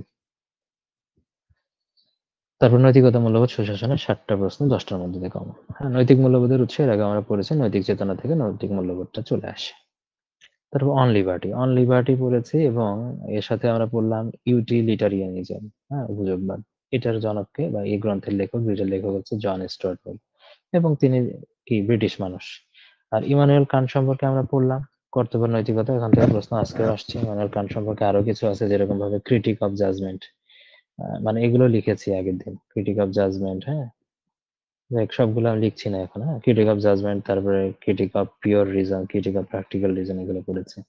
টমাস হবসের হচ্ছে লেভিয়াথান, লেভিয়াথান। তারপরে জেরেমি বেন্থামেরটা একটু লিখে দিই। জেরেমি বেন্থাম তো আধুনিক উপযোগবাদের জনক, হ্যাঁ, এটা আমরা জানি। কিন্তু ইউটিলিটারিয়ানিজম এটা লিখেছে কে? অন লিবার্টি ইউটিলিটারিয়ানিজম, এটা জন স্টুয়ার্ট মিলই লিখেছে নামে। কিন্তু ইউটিলিটারিয়ানিজম যেটা বলা হচ্ছে আধুনিক উপযোগবাদের আবার জনক কাকে বলা হয়? জেরেমি বেন্থাম বলা হয়। তিনি ইউকের মানুষ, তাই না? এই জেরেমি বেন্থামের বই আছে, এই বইয়ের নামটা একটু বড়, কিন্তু বড় হলেও একটু মনে রাখবেন যে বড় নাম। An introduction of the principal of morals and and legislation এখান থেকে আসলে সব পড়বেন না, মোরালস অফ লেজিসলেশন যদি এটা পড়েন বা মোরালস এন্ড লেজিসলেশন এটাও যদি মনে রাখেন, তাহলে এই জায়গা থেকে জেরেমি বেন্থামকে কানেক্ট করতে পারবেন আশা করা যায়। তারপর আসেন উৎপত্তিগত অর্থে গভর্নেন্স শব্দটি কোন ভাষা থেকে আসছে? গভর্নেন্স শব্দটা আসছে গ্রিক ভাষা থেকে। অনেক জায়গায় ল্যাটিন থেকে, সেটা ভুল। হ্যাঁ, গ্রিক ভাষা থেকে। এটা মূল শব্দ হচ্ছে কিউবার্নান, কিউবার্নান, গ্রিক। হ্যাঁ, এই কিউবার্নান থেকে এই কথাটা আসছে। আর ল্যাটিন থেকে কি আসছে? যেমন মোরালিটিস, আমরা যেরকম ভাবে নৈতিকতার ক্ষেত্রে আমরা মোরালিটি পড়ি, সে মোরালিটি কথাটা আসছে মোরালিটাস থেকে, সেটা হচ্ছে ল্যাটিন। আরেকটা আসছে যে আইন, মানে ল শব্দটা আসছে হচ্ছে ল্যাক শব্দ থেকে। ল্যাক শব্দ হচ্ছে যে টিউটনিক শব্দ। এখান থেকে কিন্তু এই টাইপের প্রশ্ন কিন্তু হইতে পারে। ওখানে যেহেতু এটা আসছে। কর্তব্যের জন্য কর্তব্য ধারণাটার প্রবর্তক কে? ইমানুয়েল কান্ট, হ্যাঁ, জার্মান একজন মানুষ। হ্যাঁ, ইমানুয়েল কান্ট। আর তার হচ্ছে যে এই কর্তব্যের জন্য কর্তব্য, তার যে ইয়াটা ছিল, 3টা গুণ ছিল। সেই গুণগুলো কি ছিল? সৎ ইচ্ছা ছিল, কর্তব্যের জন্য কর্তব্য ছিল, শর্তহীন আদেশ ছিল। এই 3টা আমরা পড়েছি আগের বিসিএস এ। আর এখান থেকে আমরা কিছু বললাম যে critique of judgment, critique of pure reason, critique of practical reason, মানে আগের প্রশ্ন 2 নম্বর প্রশ্ন পড়লাম। ইমানুয়েল কান্টের আরো একটা লেখা আছে যেটা কিনা আমরা মিস করেছি, সেটা একটু পড়ে রাখবো এখানে। GROUND, groundwork for metaphysics, sorry, PHYSICS, metaphysics of morals. Immanuel Kant সম্পর্কে আসলে কোনো কিছু বাদ না দেওয়াই ভালো। তিনি এতটা গুরুত্বপূর্ণ, তিনি যে জার্মান দার্শনিক, এটা একটা গুরুত্বপূর্ণ পরীক্ষা আসতে পারে। জার্মান, হ্যাঁ? তারপরে তার যে গুণগুলো বললাম, তার আগে ৩টা বইয়ের নাম পড়েছি, যেখানে আরেকটা বইয়ের নাম লিখলাম। খুব ভালোভাবে মনে রাখবেন। তারপর দেখেন human society in ethics and politics, আগে পড়েছি এটা। Human society in ethics and politics, Bertrand রাসেলের লেখা। এবং বার্টন রাসেলের যে আছে power, a new social analysis, the element of ethics, political ideals, the problems of philosophy, তারপরে প্রশ্নটা human society in ethics and politics পড়েছি কিন্তু 5টা। বার্টন রাসেল খুবই গুরুত্বপূর্ণ এগুলা। শাসক যদি মহৎ গুণ সম্পন্ন হয় তাহলে আইন দরকার নেই, নিষ্প্রয়োজন। আর শাসক যদি মহৎ গুণ সম্পন্ন না হয় বা নিজেই যদি দুর্নীতিগ্রস্ত হয় তাহলে আইন তো কাজে দিবে না, আইন অকার্যকর। কে কথা এই কথা বলেছে? এই কথাটা বলেছে প্লেটো। আচ্ছা, যে আইন নিয়ে কিছু উক্তি আছে, যে উক্তির মধ্যে প্লেটোর এই উক্তিটা গুরুত্বপূর্ণ, আরো কিছু উক্তি আছে যেগুলো খুবই গুরুত্বপূর্ণ। যেরকম হচ্ছে আইনের দৃষ্টিতে সবাই সমান, এটা ডাইসির লেখা, ডাইসি। তারপরে যেখানে আইন নেই, যেখানে আইন নেই সেখানে স্বাধীনতা নেই। এই কথা মানে আইন নেই সেখানে স্বাধীনতা নেই, মানে কি স্বাধীনতা লক, স্বাধীনতা নাই, স্বাধীনতা লক হয়ে গেছে। এটা কে বলছে? জন লক বলছে। আর একটা জিনিস লিখবেন, সেটা হলো যদি অপশনের নামটা আছে, যুক্তিযুক্ত ইচ্ছার অভিব্যক্তি আইন। এর বাইরেও আইন নিয়ে আরো কথাবার্তা বলা আছে, তবে এই 3টা পড়েন, যদি সামনে সুযোগ থাকে তখন পড়বো। এগুলো সবচেয়ে বেশি গুরুত্বপূর্ণ। 3টা তো আছে, এখানে এরিস্টটলের লেখা, অ্যারিস্টটল, অ্যারিস্টটলের যুক্তিটা। ব্যাস, এই তো। তারপর আসেন সুশাসনের মূল ভিত্তি কি? আইনের শাসন, আগেও পড়েছি আমরা এটা। তারপরে কোন নৈতিক মানদণ্ডটি সর্বোচ্চ সুখের উপর গুরুত্ব দেয়? আগেও পড়েছি আমরা। উপযোগবাদ। উপযোগবাদ মানে এই যে ইউটিলিটারিয়ানিজম, এটা সর্বোচ্চ সুখের উপর গুরুত্ব দেয়। আর এটার জনক হচ্ছে জেরেমি বেন্থাম, আধুনিক উপযোগবাদের জনক। জেরেমি বেন্থাম কিছুক্ষণ আগে পড়লাম, ইউকের মানুষ তিনি। বাংলাদেশে কত সালে জাতীয় শুদ্ধাচার কৌশল প্রণয়ন করা হয়? 2012 সালে এটা করা হয়। এটা করা হচ্ছে মন্ত্রিপরিষদ বিভাগ। মন্ত্রিপরিষদ বিভাগ থেকে কিন্তু এই শুদ্ধাচার কৌশলটা প্রয়োগ করা হয়। তারপর আসেন বিশ্ব ব্যাংকের মতে সুশাসনের উপাদান কয়টি? 6টা। এবং বিভিন্ন প্রতিষ্ঠানের মধ্যে বিভিন্ন উপাদান সংখ্যা আমরা পড়েছি, 9 থেকে শুরু করে। হ্যাঁ, এগুলো সবই আমরা পড়েছি। তো ওই 4টা আবার একটু দেখে নেবেন, এখানে আলোচনা করলাম না। প্রচন্ড শরীর খারাপ লাগতেছে আসলে, বুঝতে পারছেন হয়তো। মাঝখানে প্রচন্ড শরীরটা হালকা লাগতেছে। এখন তো 3:48 বাজে রাত। ক্লাসটা শেষ করা রেডি করা ছিল, কিন্তু শেষ করতে পারিনি। এই যে তখন ক্লাস নিলাম বিকেলের দিকে। বিকেলেও তো আসরের পরে 5:30টার দিকে শেষ করলাম। তারপরে ব্যক্তিগত কাজে বাইরে ছিলাম, আসতে অনেক দেরি হয়েছে বাইরে থেকে। কাজ করার পরে এই যে শুরু করতে দেরি হলে মাঝখানে একটু ব্রেক নিয়েছিলাম। তারপর শরীর খারাপ লাগতেছিল, ক্লাসটা তো কন্টিনিউ করলাম। এই তো মোটামুটি। এটা তো আগে জায়গা থেকে দেখে নিন, এটা ওখান থেকেই হইলো। সামনের ক্লাস আবার হবে, সমস্যা নেই। শরীর খারাপ লাগতেছে এবং ঘাড় কোমর সব ব্যথা করতেছে। শোয়ার সময় পাইনি, কাল ঘুম থেকে উঠছি, তারপরে সারাদিন 8টা পর্যন্ত বেডে দেওয়ার সুযোগ পাইনি। ইফতারের পরে ইভেন। ঠিক আছে তাহলে, ক্লাসগুলো করেন। কোনো সমস্যা থাকলে জানাই, যেহেতু আজকে কেউ থাকবেন না, আলোচনা শোনা গেল না, আপনাদের কাছ থেকে কোনো প্রশ্ন জানা গেল না। ভালো থাকবেন সবাই।